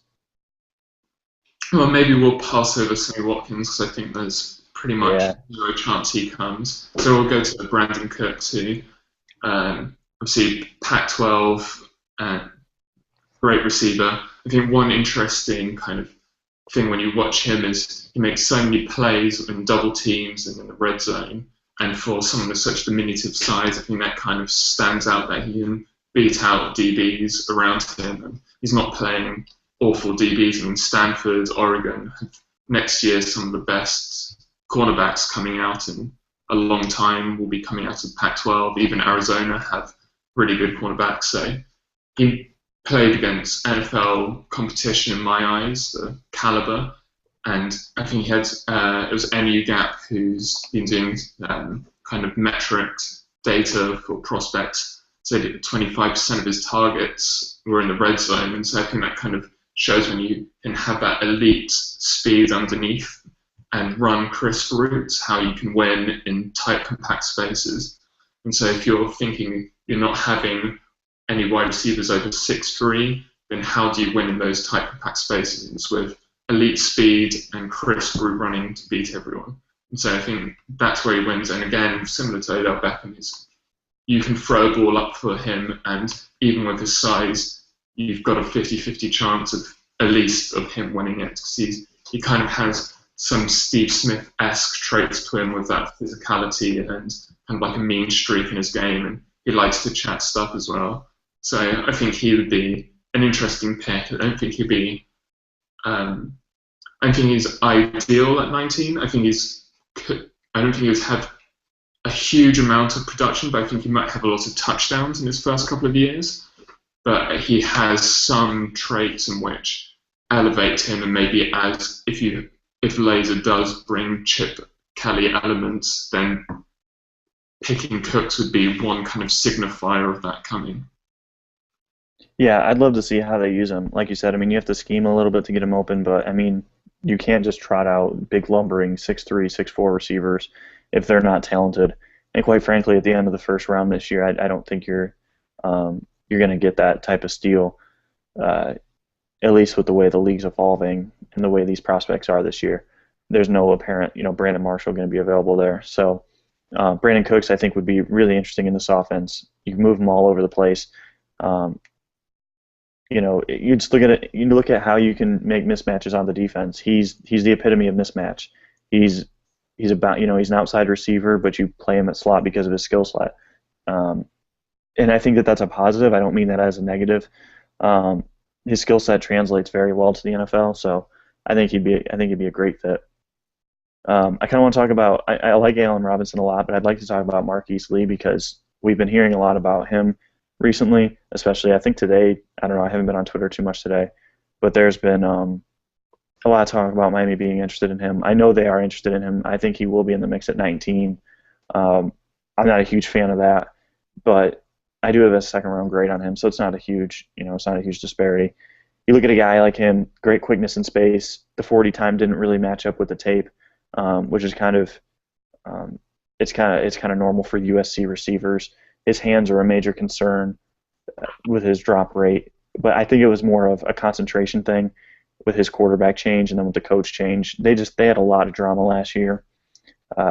I think for Miami's sake, I think he'd be a good fit. I'd love to see him at 50, not so much 19, but he was a guy in the locker room. He overcame a lot of adversity to get to success, and I think that's a good quality leader, good quality that you have, especially when you're trying to build leadership like Miami's trying to do. What are your thoughts of Marquise Lee possibly at 19? Well, he's my top receiver, and he has been pretty much for 2 years, and I think he did struggle this year, and he had several injuries. He also had 3 quarterbacks thrown to him spring camp. He had 2 quarterbacks thrown to him in the first couple of games. He had a head coaching change twice. So he had And you can kind of, I think there's one kind of underestimated thing when you're talking about two quarterbacks throwing is the trajectory of the ball is very different. And we even saw that in the bowl game where Matt Barkley had to come out and then he dropped a ball that basically hit him in his arm because he just couldn't pick it up out of the sky. You don't know where you're looking to see where the ball is because it's coming from somewhere completely different. So if you're constantly having to readjust to something where you don't know where it exists, that's obviously a huge disadvantage. But I think he's almost he's basically built for West Coast offense. You get the ball in his hands on those slants, and he takes them all the way to the end. He's a really fluid athlete. He's a 3-star track high school athlete. He was like 110-meter hurdles. He did triple jump, long jump. So he has that lower body explosion. He may not have tested well at the combine, but I think his athleticism translates to the field as well as Cook's translates to in short. I think you don't see much disparity between them in that kind of athletic sense. I think you see also some things that you don't see many juniors doing in high school, where he would tiptoe on the sideline. I think it was an Arizona game in maybe it was 2012 where he just had that huge game. Maybe it was Arizona State, and he took 2 slants for touchdowns. He caught 1 catch on the sideline where he basically tiptoed sideways, fully extended out horizontal, almost like that heartline touchdown. And if you see that from someone, you can easily translate that skill. You know they can get their feet in a 2-minute drill when you need them to get out of bounds. You can throw it 2 meters outside of the line, and they'll catch it and bring it in bounds. And so those are kind of athletic traits and mental traits that in the clutch you can rely on someone. I think he runs really crisp routes, and I think his game translates really well to this offense. And so that's why I have him my top wide receiver overall with standing scheme, and then in Miami Dolphins scheme I think he fits perfectly, so there's no need for me to move him. And I think Hickey will love kind of his story and the kind of person he is, the adversity he's gone through, where he had came up in like a rough area of LA. One of his brothers has died, the other's in prison, gang related, and so he has like a story, and I think he brings I think he'd bring a very like strong, positive aspect to the locker room that I think will be, whether we like it or not, will be quite a large it'll be a trend within the draft class. I think the lower you go down, the more like college captains will see, the more kind of character guys. Perhaps at the top they will elevate elite traits over character, but I think character will be a consistent kind of thing we see go through the draft. So maybe should we get to Mike Evans then, as I think he's kind of like a consensus top 2 pick, and obviously I've kind of stated what I think of the Dolphins and what Philbin has in Green Bay, and obviously as soon as he came to Miami they got rid of Brandon Marshall, and they've never had a wide receiver over 6'3" that's had a snap of the ball, so you can kind of see a trend of where they don't covet size if they can't separate, and that's one thing Mike Evans can't do. He runs 3 routes and you throw up to him and he plucks it out of the air because he's 6'5". So I have him rated as a tight end, and I think I had him in the late 2nd, early 3rd with Kelvin Benjamin. Because of that, you're projecting somewhat. You're going to have to add maybe 10, 20 pounds to that frame. He's only 21, so I think that's not an unrealistic projection. You have guys like Cameron Jordan in the league, who was obviously a wide receiver at Southern California, so there are players that have projected that way, and his kind of comp is I've gone blank. Who's the Vincent Jackson is like his most common kind of comparison, and there was a Blesto spring football rankings. They were the National Scouting Service in the 90s, and they had him, Vincent Jackson, ranked as the second tight end in spring football. So it's not a kind of foreign thing to see a bigger wide receiver and to project them as a tight end. And you're not going to be asking him to be in line. He would just be a joke tight end, where you're going to have him inside, you're going to have him run a couple of routes and match him up against nickel corners and linebackers, where that's easy pickings. I think maybe we'll talk about like Kelvin Benjamin in that same sense, as he's going to be inside. Even if you call him a wide receiver, he's not going to win on the outside. So you can call him what you like, but he's going to operate as a joker move tight end in this scheme. Yeah, I agree. I mean, for a different team, I think I wasn't really that high on Evans. I gave him a higher grade than really what I felt he was worth. But when you look at like how the Dolphins operate, I totally agree. You look at how Green Bay used Andrew Corliss. I think that's how Miami would need to use Evans. I mentioned a couple months ago he looked like a joker tight end because if you play off coverage on Evans, he doesn't know what to do. EJ Gaines looked like a star against him. I think Ross Cockrell looked like a star against him, and those are middle of the round guys for a reason. Evans fits the trend of big receivers. Big receivers have had a lot of success in the NFL lately. If you look at all the Pro Bowlers, which take that for what it is, but if you look at the most dominant wide receivers, he kind of fits that mold. But especially if we're going with what Miami wants, I don't think he really even. There's a chance that he might not even fit on the Dolphins board because of his attitude. I've heard he's a high maintenance player. So I mean, they're not going to have a chance of getting him. So realistically, it's probably not really something we have to concern ourselves too much with. But I think it is interesting how the perception of him is, he's this big dominating receiver when he is at the point of catch, but he really struggles getting off the line of scrimmage and creating separation against players other than like Deion Ballou from Alabama, who's just a horrible cornerback. So I'm really interested to see his career arc because I think it's gonna be a good learning opportunity for everybody. I think he's a little overhyped, even though I gave him a first round grade. I feel like he's overhyped even by myself. I think the size kind of gives him that advantage.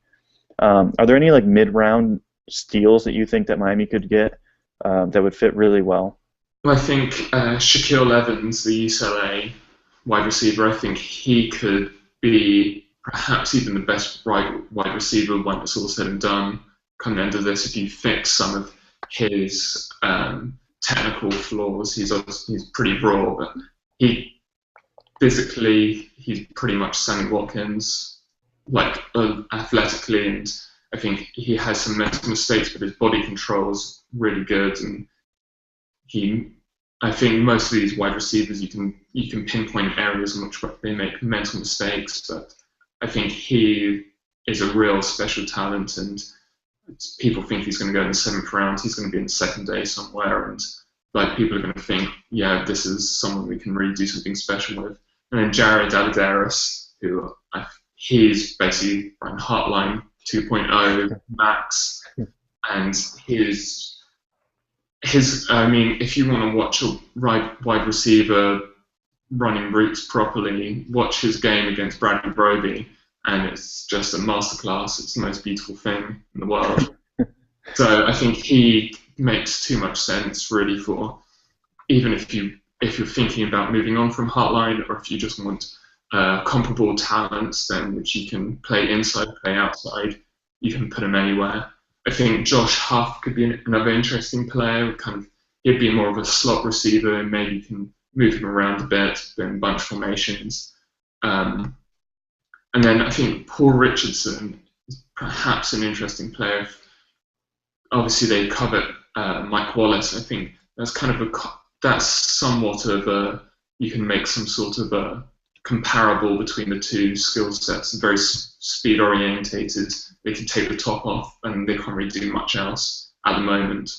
So I think if perhaps they were looking at a long-term solution to Mike Wallace, he could be someone they look at. And I think we've obviously talked about Robert Herron. Oh no, we haven't talked about Robert Herron. No. They've shown a lot of interest in him. I think he could be similar player where I think he projects more to the slot, but perhaps I think he has enough speed where you could put him on the outside when, and he can.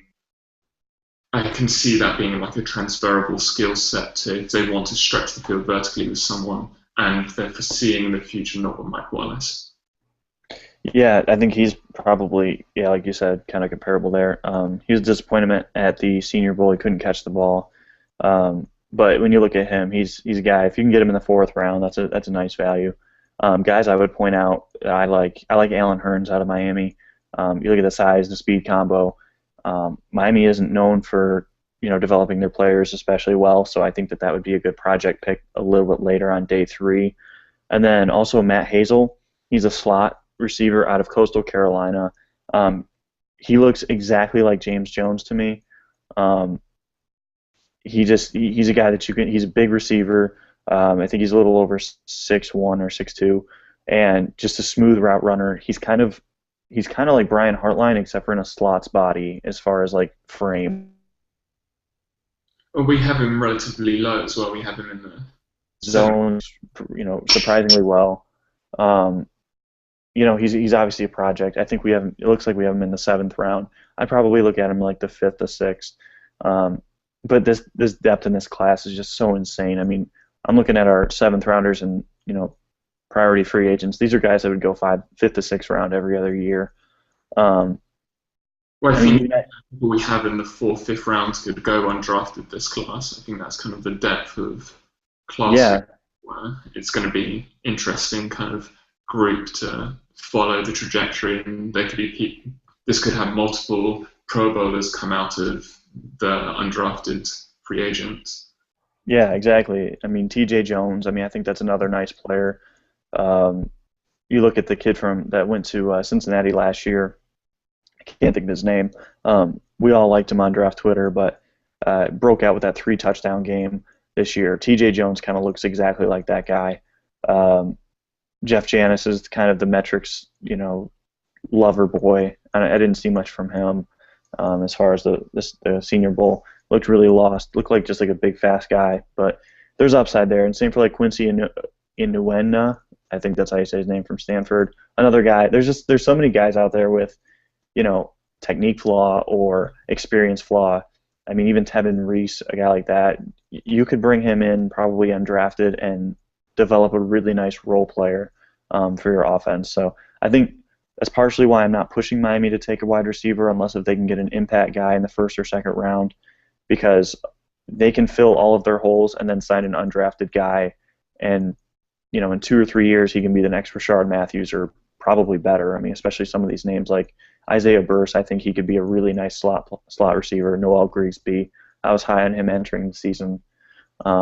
Just really had like an injury-filled 2013 to kind of knock him down. So ultimately, I think Miami's going to be able to get a nice player. Wide receiver is a need.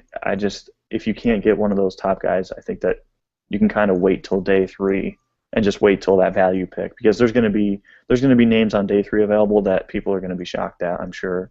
Well, I think even Allen Robinson's been touted as dropping into the 3rd round, and players like that. He doesn't have one elite trait yet, but he's 21 and he's got the body for it. He looks like he could be an AJ Green. He's very smooth and he kind of does that well. Nothing spectacular, but with that kind of age where he's at and doing everything well, you can project at least one or two of those traits projecting to be an elite trait up in the future. So maybe if we move on to tight ends, which is obviously kind of is somewhat of a sexy pick at 19 if Ebron magically falls there, if he gets past. I think the Bills, Giants, Jets would all like, maybe even the Ravens would all like to shot him first. So he's got a couple of hurdles to get for, but he's our top tight end. But we have Jason Morrow pretty close behind. So what separates those two for you, and how do you think they project? I think Ebron just has that next level athleticism. When you watch him play, he makes those catches that make you say, "Wow!" And then you look at what the situation that he was in at North Carolina, it was a situation where, again, kind of like the University of Miami, they don't get the coaching that they need. Those UNC players are always underdeveloped. I think if you can get him into the right situation, you're looking at a guy that you can put into the slot and you can move Charles Clay around, or you can line him up at traditional tight end and you can have Charles Clay move all around. It's more like the scheme that you can take advantage of with him than necessarily the elite player. I don't think he's an elite prospect by far. He got I think I gave him like a mid first round grade, below the Notre Dame kid last year, Tyler Eifert. I thought Eifert was going to be a little bit better than Ebron would, just because Ebron's so like lackadaisical at times when he does stuff, whether he's blocking or catching the ball. There's times where he just kind of spaces out. But you see that with elite prospects sometimes. As we get to like Rashid Hageman, we'll talk about that, I'm sure. Ebron just has that elite athleticism that you saw from Vernon Davis. I think when you look at Jason Morrow, he's a very good athlete. I think he should get that first round consideration. I'm pretty sure that the Patriots will be picking between Amaro and Jimmy Ward, it seems like. So obviously a team like that likes him. That should say a lot. Amaro's a plug-and-play player, probably a better blocker than Ebron right now. He's stronger, especially at the point of attack and the line of scrimmage. Just overall huge menacing body. So there's not much separating them for me, but I do think Ebron has that, when you're projecting forward, I think he has that potential to become a Pro Bowl caliber tight end. I'm not sure if Amaro can do that for every team. I think if he goes to New England, obviously that's a huge advantage. But if he were to come to Miami, I think he'd kind of just be, he would be an addition to the offense, but he wouldn't transform the offense like Ebron possibly could. Well, it'll be interesting. I'm kind of hot and cold with Ebron. You've seen him drop quite a few, and he tries to hurdle guys when he could use the body more. And he tries to go for the sports center highlight play instead of the extra yardage sometimes. I think that, and there's perhaps somewhat character concerns with that kind of player where they're more about their own progression or own image over the team's, what's helping the team. It's very rare that you're going to hurdle someone and it comes off unless you're Kuhn. And so maybe if we go into the second round, which is maybe, I think this is kind of like the end spectrum of like the good tight ends, and then you're kind of projecting athletic traits that they're not necessarily going to be contributors day one. So we have Troy Nicholas at a high second who, with him, you're projecting him quite a lot. Obviously, he wasn't a huge part of the passing offense, but it did perhaps have the worst quarterback ever to live. Yeah, literally the worst player I graded this year was Tommy Rees. So having to watch him again for Troy Nicholas was just so painful. I don't even know how I got through it. I wasn't even great. I just was like, oh, that's trash. Let's move on. But I mean, if times are tough, I wouldn't even be worried about putting in a tackle. That's how good in line Nicholas is, and I think he's an upgrade over McKinney anyway. So I think Nicholas has that value in line if you're looking to run the ball a lot. And then he didn't test astronomically well, but he looks athletic when he moves, and he catches naturally the few glimpses you have. You're projecting a lot, but we've seen with the tight end position, you can get projections kind of work. Jimmy Graham obviously didn't do much as a tight end in college, and he didn't really turn out that bad. So I think you can, it's one position where you're not relying on them too much, and so if you've got the blocking element is an elite trait, and that's something that you're going to rely on 300, 400 snaps a game for that player to block, and then you can project the passing game with him at being at a very high standard. That's a reasonable bet for me. I'm happy to, that's a nice risk reward. I know I'm getting some solid production in one aspect of the game, and I'm projecting, if all goes well, I'm getting potentially the next Gronkowski.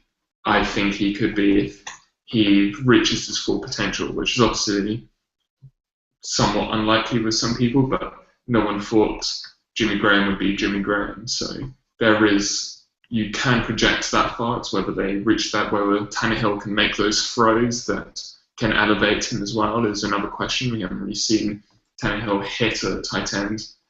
Not that he's had one either, but because Charles Clay doesn't play with that kind of body where you're boxing someone out, or Right. so I guess that's another question mark, but maybe we're not in a position to tell from not being at practices and seeing what throws Tannehill can and cannot make. But if he can make those throws, I think Troy Nicholas is in the second round is really good value and improves the running game and the passing game. Yeah, I don't know how much they really look at tight end as a need. I've heard them kind of linked to Austin Seferian-Jenkins a little bit. I like Nicholas. Initial look at him when I was watching, the offensive lineman on that team, I thought he kind of just looked like another Anthony Fasano. But I mean, I was definitely proven wrong when I went back just to look at Troy Nicholas. I thought he had a lot higher ceiling than that. Not necessarily saying Gronk or whatever, but I mean, I think he could be a really useful player, two-way player. So it'll be really interesting because I thought that we all know Charles Clay played really well last year, being thrown into the fire. I don't know where this team stands on Michael Agnew or Deion Sims last year. Both played horribly in their time that they got on the field. But I mean, in fairness to them, though, I mean they were in a position that they shouldn't have been in. So I mean, Deion Sims was never supposed to see the field at all last year. Like, I don't know if people know that, but the fact that he got on the field was something they were really disappointed in. So I was. Athletics, 6'5" guys, a fullback. It's not exactly using someone to their full potential. Based Right. wide receiver at Missouri and putting them in a lead blocker and ISO. I mean, what are you meant to expect from that situation? It's like asking, Jimmy Graham, do you want to be a lead blocker? It's not going to be good. So I was excited when I saw them starting to use Agnew in the slot, but then they never really went to him outside of like 2 passes. So I don't know. He had more catches than Sims. In the last Jets game, he had 2 catches that were both 1 yard short of the third down line. That's so Sherman. Yeah. So that's what you want to do. You want to get Agnew 1 line in front of the line of scrimmage with his back, a safety and a DB on him, and that's how you move the chains. So maybe we'll talk about. I know they've looked at kind of like later tight end options. So maybe is there any kind of late guys like a Joe Duncan or a Xavier Grimble or a Richard Rodgers that kind of takes your fancy as more? I guess it's a very young core we have, and I think if you're not having a fullback, you can get away with 4 tight ends. That's not an unreasonable amount of. So I think they can add 1 player to that group at some point. Yeah, I'd love to see him add a tight end, just for the sake of, like you said. Xavier Grimble's kind of the one that I like. He's not the athlete that Richard Rodgers or AC Leonard are. He's a project. You're definitely bringing him in as a project, but I wish Gator Hoskins out of Marshall was bigger, because I think what he does would translate really well if he wasn't. I think he's like 6'1". I mean, that's not going to work for what this team needs. Charles Clay, so What's that? He's basically Charles Clay. Yeah, but exactly. Maybe more end zone threat. I think he was, over the past 2 years, he's had the most touchdowns from a tight end in college. He had 10 more than any other tight end last year. But I think perhaps if they don't value Charles Clay that much, perhaps they look at him in kind of the 5th, 6th round as a replacement for a comparable talent as kind of that weird, short, H-back tight end flex player. So you can see that as being an avenue if they're looking forward more, whether they're in a position to do that or not. I guess they only know. Yeah, for sure. No, I agree. I think it'll be really interesting to see how high they take a tight end if they do take a tight end, because this class kind of drops off after we have Calvin Benjamin as a tight end. I would say as soon as Fedorowicz um, is off the board, Benjamin probably goes somewhere in the second to some team looking for strike gold. After those top 4 or 5 tight ends, it's really a project-based tight end class. So I wouldn't even be surprised if they just wait and they take that kid from the U. Um, I can't think of his name, but that athlete that played basketball. I wouldn't be surprised. I know they gave him a visit. So even though he's a local kid, but expressing interest in him, I think, is important because they knew they missed on Jimmy Graham, and they were expecting to take him with their next pick. So I don't know if they're going to want to make that mistake again, even though it's completely unrelated. Chip Kelly has prioritized kind of tight end position. They drafted Ertz when they had Selleck, and they had rich tight end groups, and perhaps that's something that translates over from the Eagles. And it's something that at the University of Virginia, Laser used as well a lot. At deep seam, there's one drive against Penn State where there was 3 tight ends used on a touchdown drive. So there's elements that translate from that, but whether they see Tannehill's passing over the middle translating, perhaps that's the element that's missing from tight end production. So, and I think we've got a good tight end coach and a young core, so perhaps they're confident in that group progressing into the next year and away from a Sherman cloud of misery. Cool stuff. So let's jump into offensive tackles as we work through our board. Obviously, Jake Matthews and Greg Robinson; those are 2 elite guys. We both have them in our top 10. I wouldn't be surprised to see Miami move up for Jake Matthews if he can fall, if he ends up falling to 7 or 8. But let's assume that doesn't happen because those 2 guys are so good that obviously the impact that they would have would be tremendous. We would be set for the next 5 years, I think, at tackle. Zach Martin's probably unlikely as well to fall to us. I believe you have him marked as an interior lineman. Is that correct? Yeah, for size reasons, there's been, I think, Green Bay. Whilst he was at Green Bay, he talked about having a specific size remit where he wants a tackle to be 6'5", have 3 free arms. So Martin is low on both of those things, but he does say, Philbin did state that if they have a strong enough punch, he can live with it. I do like Zach Martin's punch.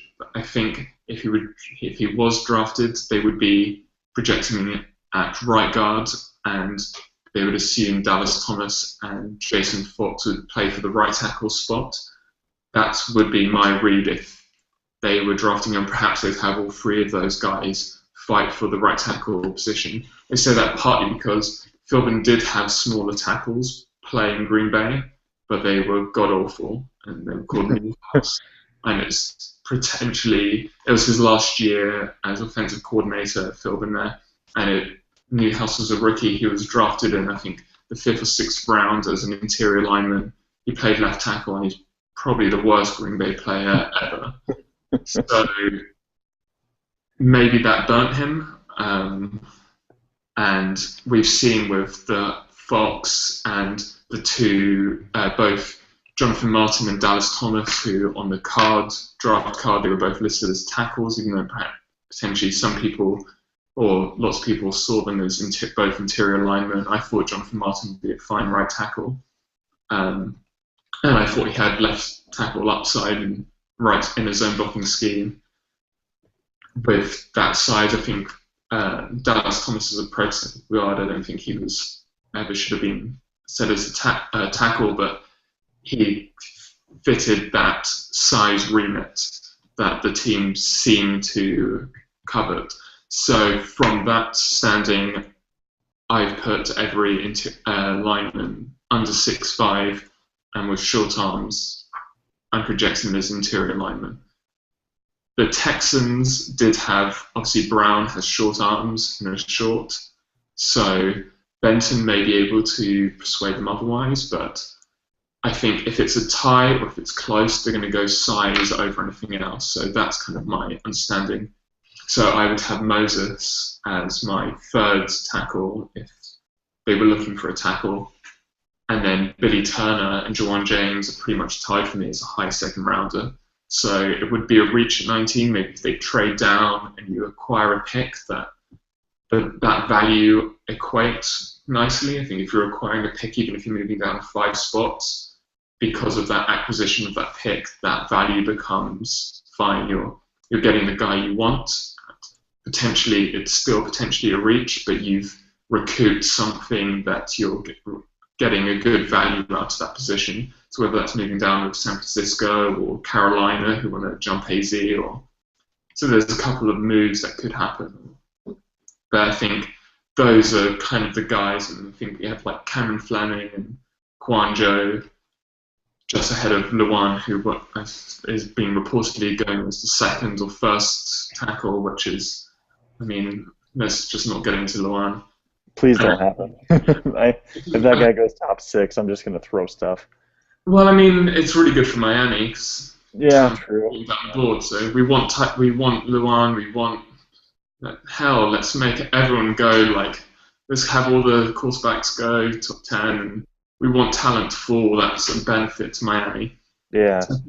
But I think for me, the guys that I'm happy I think can start at right tackle is Newhart, Luan, Cyrus, Fleming, Jawan James, Billy Turner, Moses. Luan sounds like he's not going to be on the board, so that's kind of like the group we're working with, and how you move around that first, second round to acquire that, whether the team is comfortable with that group at some point.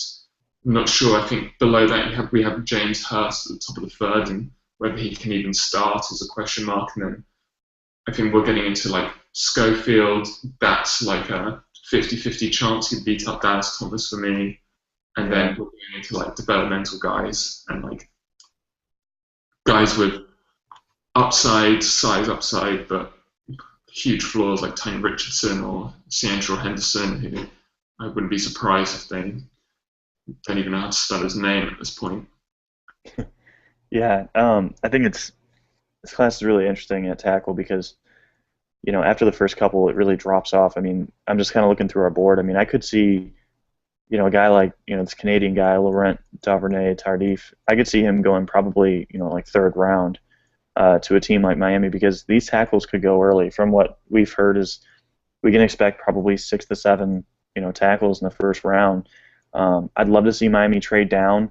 It sounds like they're not too into Morgan Moses. I mean, that's not from what I've heard. That's just from what we've seen on Twitter, and who knows if it's true. But I like Morgan Moses a lot. I would be completely fine with taking Jawan James as well if we can trade down. I'm a big fan of Jawan James. Gave him a 2nd round grade. Mark Cohn, asked the question the other day, how would Dolphins feel if we took Jawan James at 19? Assuming, obviously, I think Martin's going to be long gone by then. I think he goes by 15. Ebron's going to be gone.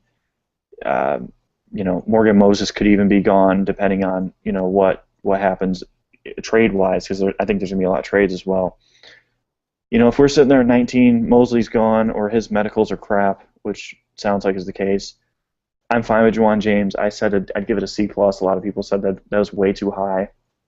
Ultimately, you just have to kind of look at the reality of it and say, it's a deep playmaker draft. It's not really a deep tackle draft.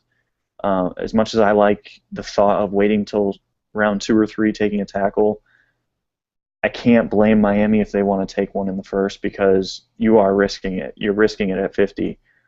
Cameron Fleming has some locker room questions. I've heard he might be the next Jonathan Martin as far as how he handles himself in the locker room. And Kwanjo, I mean, the guy's technique-wise, yes, he's talented, but I think there are issues there. I think there are issues there as far as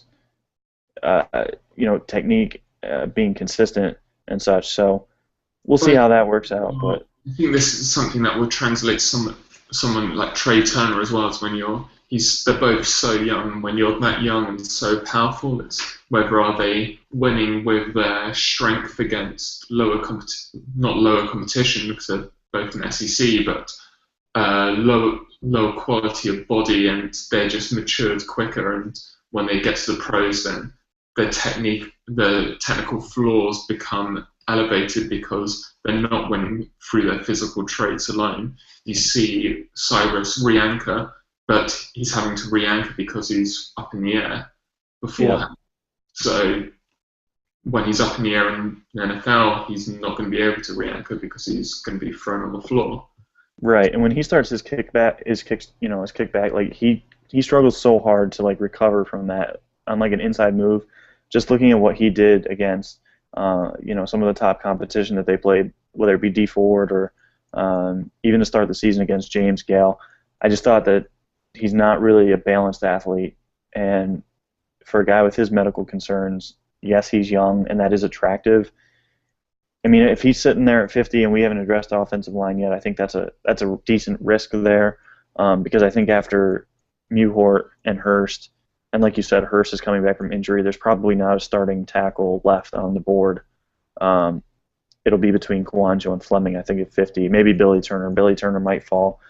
I love Billy Turner, but we'll see what happens. So I think Miami really needs to address that right tackle within the first 50 picks for that reason. Billy, he flashes elite traits that you want to see, but he's just raw as hell, and it's how quickly you can manifest that. He's not as raw as, like, maybe we'll go into like some low guys like Garrett Scott, who I love, but I think Billy's maybe a year away from being a tackle, and whether you want to risk that, I guess we've risked that with Jonathan Martin before, so perhaps they're fine doing that for the upside of it. Whether they feel they have the same job security or not is maybe a different question. So maybe we'll go to like some low guys. You talked about Loradora and Tardif. I think he's slightly overrated as an athlete. He's not like a special athlete, but when you watch him play at McGill, he looks like he's the Greg Robinson of Canada, if that kind of makes sense. He just destroys everyone, but obviously that's a huge drop-off. So I think we had him in the low 4th round, and I think we're projecting kind of how that skill set could go. And I think we have Garrett Scott probably higher than, I think it's maybe just us and Josh Norris who have Garrett Scott high. We love that kid. That's our guy. Like that all draft weekend, that's our guy. I'm just gonna buy his jersey, and just even if he never plays it down in the NFL, I think that's the guy that I'm gonna root for the most. Well, he's definitely been in the building, and so we know Garrett Scott's got serious interest from the Dolphins. He's physically and athletically tests like an elite. Like Joe Staley, that's basically his physical and athletical comparison. So, I mean, that's his ceiling, because that's what he is Joe Staley, like physically is. Whether you can translate that, whether you can clean up that to produce that production. He's got laterally, he moves brilliantly. You just need to improve that lower base and that punch, upper body punch, and how he deals with power. There's a couple of times, I think there was like 4 plays in a row where he got ball rushed basically in the groin, and he managed to re-anchor just before he got to the QB. So that shows he has got that lower base power to do it eventually, but in awkward situations he struggles somewhat. But I think if there's one person I want to draft, it's Garrett Scott, and that's who I put him as like a high 4th because I don't want him going anywhere else, and that's kind of like he has elite traits, but you're projecting him so far. I can't say he's a 3rd rounder, but I don't want to risk him going somewhere else to put him in the 5th. So that's kind of my mindset that's a guy I want. This is where I know I'm getting him. Yeah, I mean, if that's a guy, honestly, I think that's a guy they need to take. I think even in the 4th round, if they take, I don't even care what they do in the first 3 rounds. I just think that you see a guy with that type of tools, like you talked about. He's got all the tools that you need. We've got the offensive line coach that we need. We've got the system to develop him for a year, possibly 2. And I think that's a guy that you pound the table for in round 4. if I'm in that draft room, that's the guy that you have to take. Look at who we have ranked after him, and I don't see anyone besides Sean Terrell having nearly the same ability. I was really disappointed with a guy like Donald Hawkins out of Texas, who's gotten some hype lately from Matt Miller. As much as I respect his opinion, when I watched him, I didn't even see a tackle. I saw a guard and a late round guard at that. So, I mean, this is a team that needs to build for the future, even though there's a lot of pressure right now to win. And I think that Garrett Scott would fit that mold very well. Yeah, I think he projects to be a left tackle in the future, whether that's in 2-3 years, and then you have that timeline of Albert when his contract kind of comes up. That is a nice cushioning, and you're not forced to play him. We kind of assume Albert's going to miss a game or two, so I think that kind of works. Maybe we'll finish off the show. Maybe we'll just do the offensive side of the ball today, and then that sounds good. We'll do the interior linemen. So we've got in our top 5 linemen, we've got Xavier Ciafula and Marcus Martin, so 2 Pac-12 guys up the top. And personally, I have them both ahead of Zach Martin if you're talking about interior linemen.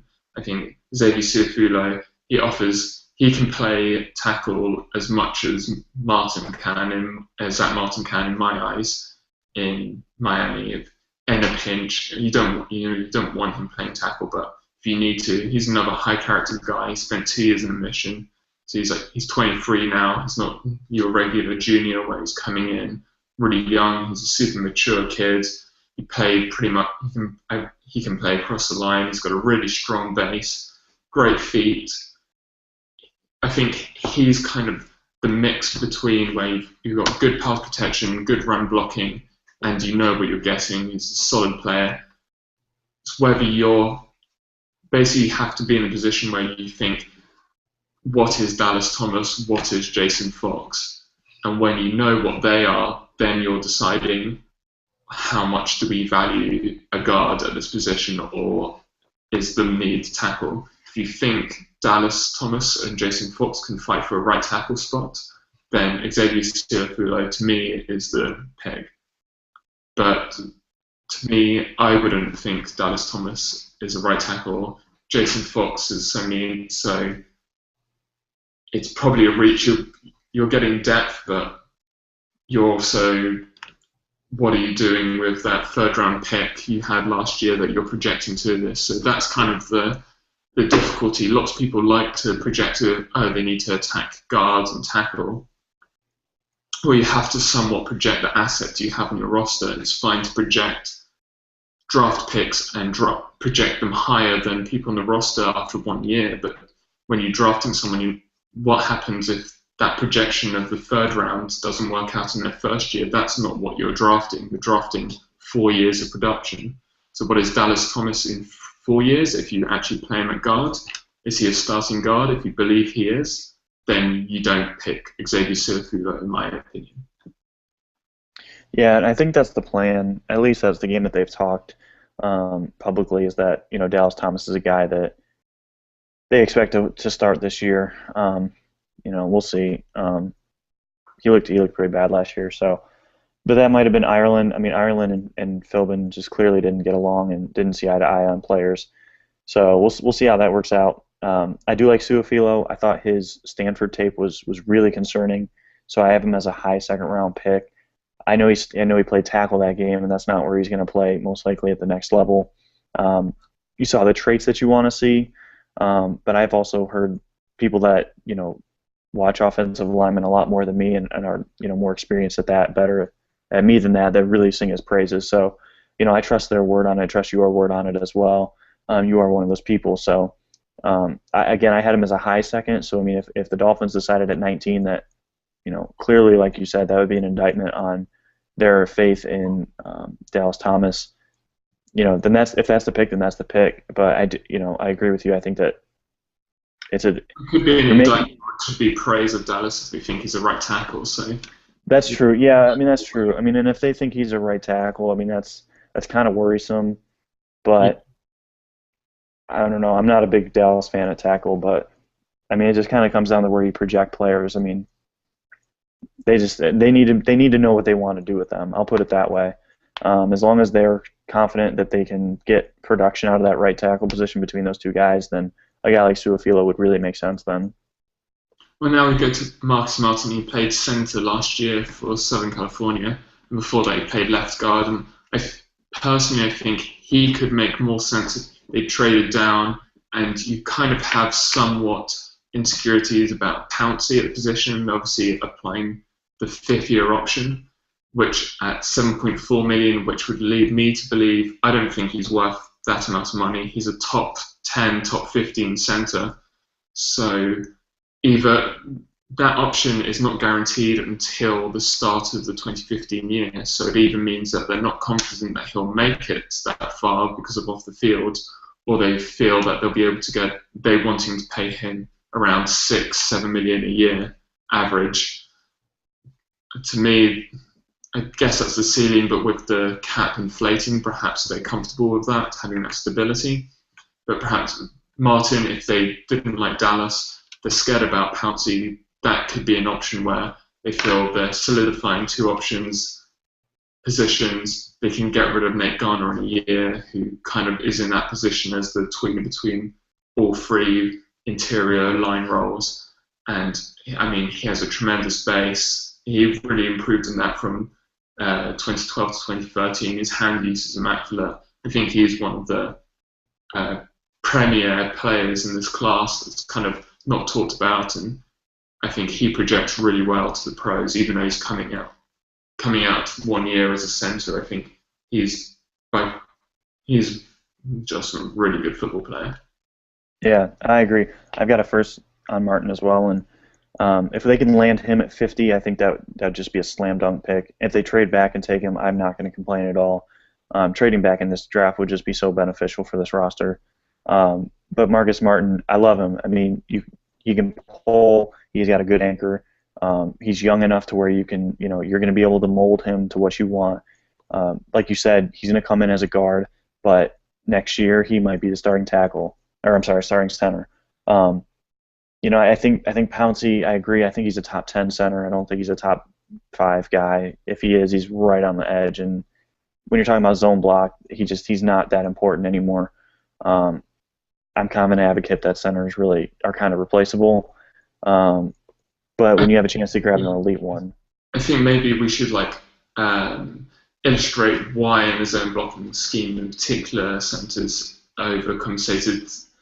You're calling in a running play, you're calling the landmarks from the outside in. So it's the tight end calls to the tackle, calls to the guard, calls to the center. So the center just communicates between the two guards what's going on. But it goes from outside to in, the calls of who is picking up who and where the assignments are. So you're not diagnosing each player as in a gap scheme where they're picking out them. They may pick out Mike, but that's pretty much it. So you're not demanding too much from a center in the running game. In a pass protection, you're asking a little bit more if you're not confident about your quarterback diagnosing everything. But we saw plenty of times when those free rushes come in, and so it's not exactly like Tannehill or Pouncey are doing a great job of isolating protection or sliding people to where they need someone coming up. But maybe we'll talk about, since we're talking about centers, we'll go through kind of like the center class as we have everyone as interior linemen. So we have Weston Ridgeberg, who a lot of people have going to the Jaguars at the top of the second. I think it's a perfect fit. Again, he's maybe projected better to a zone blocking scheme than, or Martin, I think, Marcus Martin can play in any scheme, whereas Ridgeberg kind of projects to a zone blocking scheme better with the kind of a lateral agility. He can move on a pivot better. I think he's a really intelligent player as well. I think he would add a lot to, if he were to fall to 50, that's a great asset. And then I think if you were even to get Marcus Martin or Richburg, you could even contemplate trading Pouncey with that fifth option. You don't have any dead money, so you're kind of moving assets then and acquiring new talent and fresh blood and people you don't need to worry about off the field. And then I think our third centre is Corey Lindsey, who's I think a lot of people have not as high. Normally, like we see like Wesley Johnson a bit higher, but I think the Florida center is one of the better interior linemen in this class and underrated. With I think most people always have that his left guard above him, Halipeo, who we have quite low. And I know he struggled with a pectoral injury, but even in 2012 he kind of struggled with that lower agility and moving in space. So I think Corey Lindsey is maybe the last centre you're looking at as being kind of that successor if they are going to move on from Pouncey. Yeah, I agree, and I don't know that they are looking to move on from Pouncey, but I think that they need to, keep that in mind in the back of their head this draft, because they just don't know what's going to happen. He doesn't sound like he's going to get suspended, so they're going to catch a lucky break with that. But nonetheless, get a guy who's versatile. I mean, that's what this scheme, needs. It needs versatile guys because guys are going to get hurt. So, I mean, picking up a guy like that, if they can get a guy like Lindsey, they can probably get him, honestly, day 3. So, I mean, if they miss out on Martin and Richburg, that's a great name to throw out there, 4th, 5th round. If, depends on how they've drafted so far. But, I mean, that's a guy they can definitely get later on and probably have an immediate impact.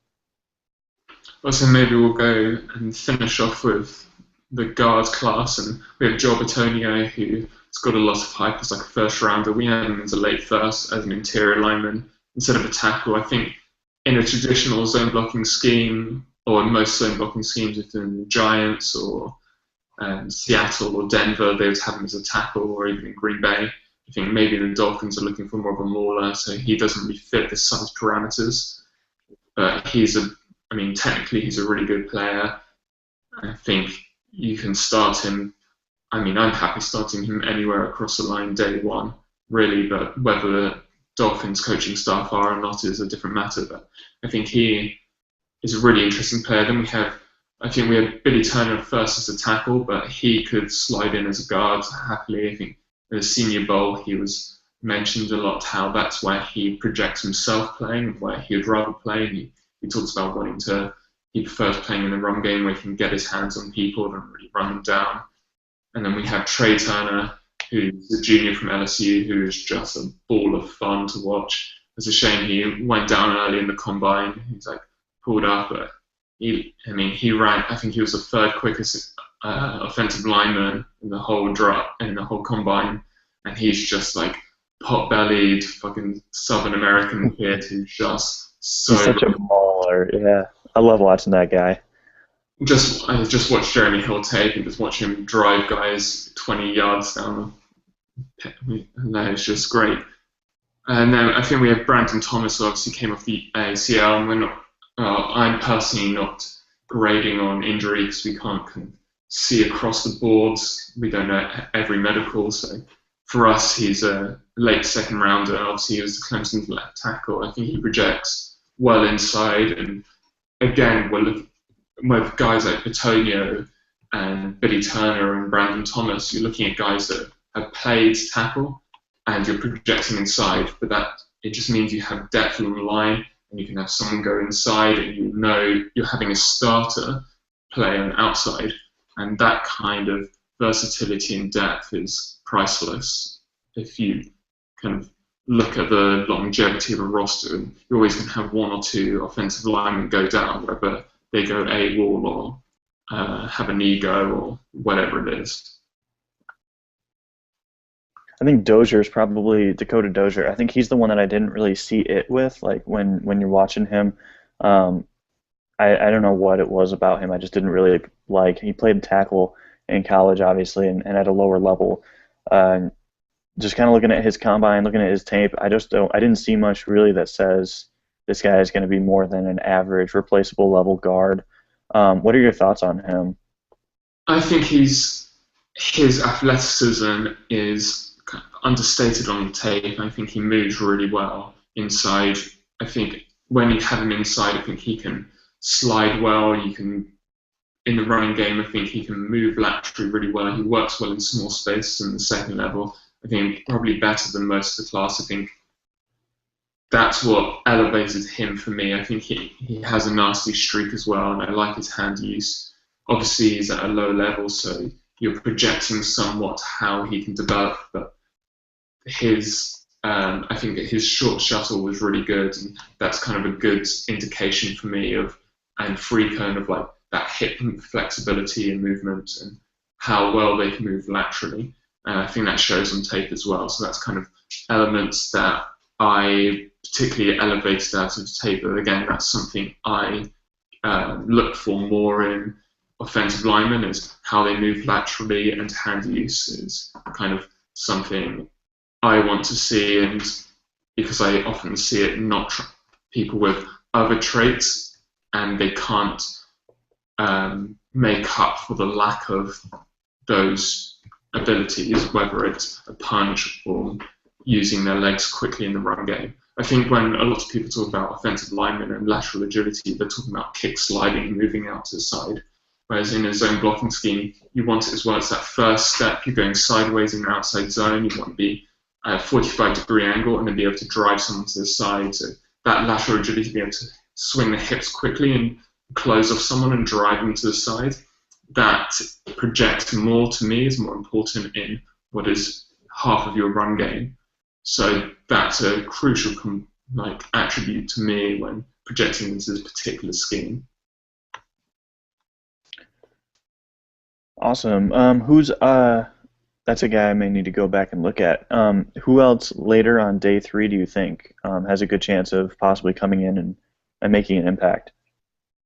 Well, I think we talk a lot about obviously Zach Martin being linked, but Chris Watt, I think his left guard is a really interesting prospect. He's not maybe the most athletic player, but he passes like any kind of borderline you want to have, and he's a real physical player and hard edge player, and he's a load of experience. I think he projects well. He may not be a day one starter, or I think he can challenge for a starting spot. I think that's kind of like where our base is we have the 6th round as our base of like where you've got someone challenging. I think that kind of shows the quality of the interior lineman and also the expectation of what you're projecting of an interior lineman. You kind of expect from 6th round up to be challenging for a spot. So particularly players I think are interesting is Jonathan Harrison. I think he's really interesting. I think he can move well, and he's got a good punch and agility, and translates really well to a zone blocking scheme. I think Gabe Icard is a really interesting player. I think he's going to be someone that they probably look at seriously. And Kevin Panfield, most people have him as a tackle. Again, for a size reason, I'm projecting him inside. And then I know you like Blake Treadwell a lot, and I think he's got a real nasty streak. Whether he translates his lateral agility or not is a question mark to me, but I think his physicality kind of can transcend that somewhat in the running game, as long as, to me, the way he's physical is someone getting his hands on someone, you can make up with that inside with the lack of lateral agility. It's not terrible agility, but you can live with it. And I think that's kind of along the same lines as Spencer Long as well. He's like a real gritty player, but I think if I interior lineman in like the 3rd day, I'd be Charles Leonard Jr. and Wesley Johnson are the 2 guys I would target personally, and we both have them as mid-2nd rounds, late 3rd, mid-3rd round guys, and I think they translate really well their skill set, and they're versatile guys you can put anywhere. I think there'll be solid picks that they probably won't go in the 3rd round. They'll probably go 3rd day somewhere, but they'll be challenging a roster spot and youth and depth. And it's a very young roster already on the offensive side of the ball. And I think the offensive line was neglected the last 2 years in regard to scheme fit. So I think those type of players, you want to get as many as you can in this kind of class where it's deep. If you can get people that you think schematically fit agility-wise inside, this is the time to do it, and you develop them over a period of years. And if you look at Philadelphia and Kansas City, that Kansas could let 3 offensive linemen go because of the depth they've built and the quality of player they have. And Philadelphia have locked up all their players, and they drafted a right tackle 4th overall last year, and that's the the prestige and the value they place on their offensive line and the right side of the offensive line. I think too many people look at, oh, I'm not saying we need to draft a tackle at 19. I don't think that's necessary. In a zone blocking scheme, you can get away with lesser players in the grand scheme of things, but you want to have depth and you want to have fit, and that's something that has been non-existent the past 2 years. Yeah, I agree, especially at 19, like you said. I mean, we're looking at the depth of this offensive line class, especially on the interior, and there's so much available to this team. They're going to be able to get a guy, whenever they want, and be able to come in and make an impact. Even a guy like, Brandon Linder or guys we didn't touch on like that. I mean, those guys are solid players. And even David Yankee was like, I think before yeah, the process started, he was a unanimous first-round pick, and he's kind of fallen down as people kind of examine the game more. But I mean, he was Stanford's left tackle a year ago, and that's obviously a prestige position. right.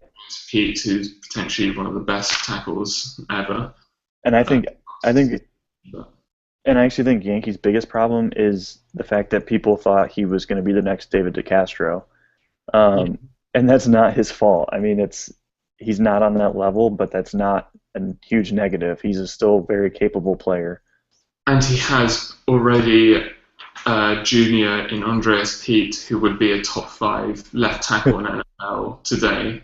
Yeah. So he's phenomenal. Look at Pete and you look at Yankee and it's like, well, that guy looks rubbish. But if you watch NFL O-line, it's shocking. Stanford's O-line is far superior than 20, 30 O-lines in NFL. And so I think it's hard to separate kind of individuals from a group core, but when you're looking at Pete next to Yankee, it's hard to say, oh, well, that guy in left guard is real good when you're looking at an absolute stud.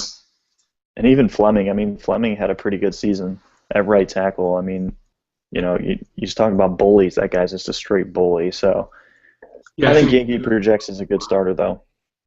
Yeah, I think if Fleming could be maybe if they stay at 50, he could be like a dark horse. He's kind of has that size you want. I think obviously fans won't be a fan of a Stanford O-lineman, but they're not all built the same. And right. Although I have the same concerns with them, which is weird. I don't know. We'll see about that. We'll see if that works out. But he plays more physical than Martin. He does. Strong punch. He's more of a mauler, but Yeah. he still but then maybe he lacks somewhat that athleticism. So you're compromising one aspect for another. But I think he's a solid right tackle, but that's all you're getting. So I think that's kind of when you get to the Jawan Jameses and the Cameron Flemings, and for me, Tyler Lewan's, Cyrus Quandros, you're looking at right tackles. That's what. And then we have a couple of guys lower on that we're projecting will be left tackles, but that's kind of like a couple of years in advance. In the second, third rounds, they're right tackles day one, and they're right tackles for their career. So that's kind of how the class feels to me. Have those 3 guys that could play left tackle potentially. 2 really. Robinson, I'd play at guard if I'm year 1. I'm not playing him at left tackle unless I'm running the ball 80% of the time. But that's not a negative. Robinson's a top 10 player for me, but I don't want Robinson playing left tackle and learning how to pass protect with a quarterback. That's more valuable than a left tackle. That's just my and I mean, we saw Jonathan Ogden do that, and it didn't exactly work out bad for him, playing left guard for a year, learning the speed of the game, and then transitioning to left tackle. So I don't think that's as horrific scenario as some make out to put whether he's the 2nd overall or 1st overall or 5th overall pick. You put a player in a position where they can play their best and develop to their fullest potential. Well, I think that's pretty much the offensive side of the board's gone. And we killed it. I think we did a good job of attacking that for sure. like to thank everyone for watching. We're going to do another podcast this Sunday at, what do we say, 12 o'clock Yes. Eastern? Yeah. Okay, so we're going to do another one on 12 o'clock Eastern. We're going to talk about the defensive side of the ball. We're going to go over our top 100 big board a little bit and just kind of go over that. And we're also going to talk about NFL draft rumors as we hit NFL draft week. So I'm Ian Wharton. Again, you can find me at NFL Film Study. This is my esteemed partner, Oscar Hazell. Did I say that right? Hazel? Yeah. Okay. It's with two L's, at Oscar Hazell. Make sure you guys follow him. Thank you very much for checking us out at Findepth. Visit our site every day because we're completely awesome. Anything else you have to say, buddy? Now I'll probably go to sleep now. It's like 5 a.m. here, so bottoms up. All right. Have a great night. Night.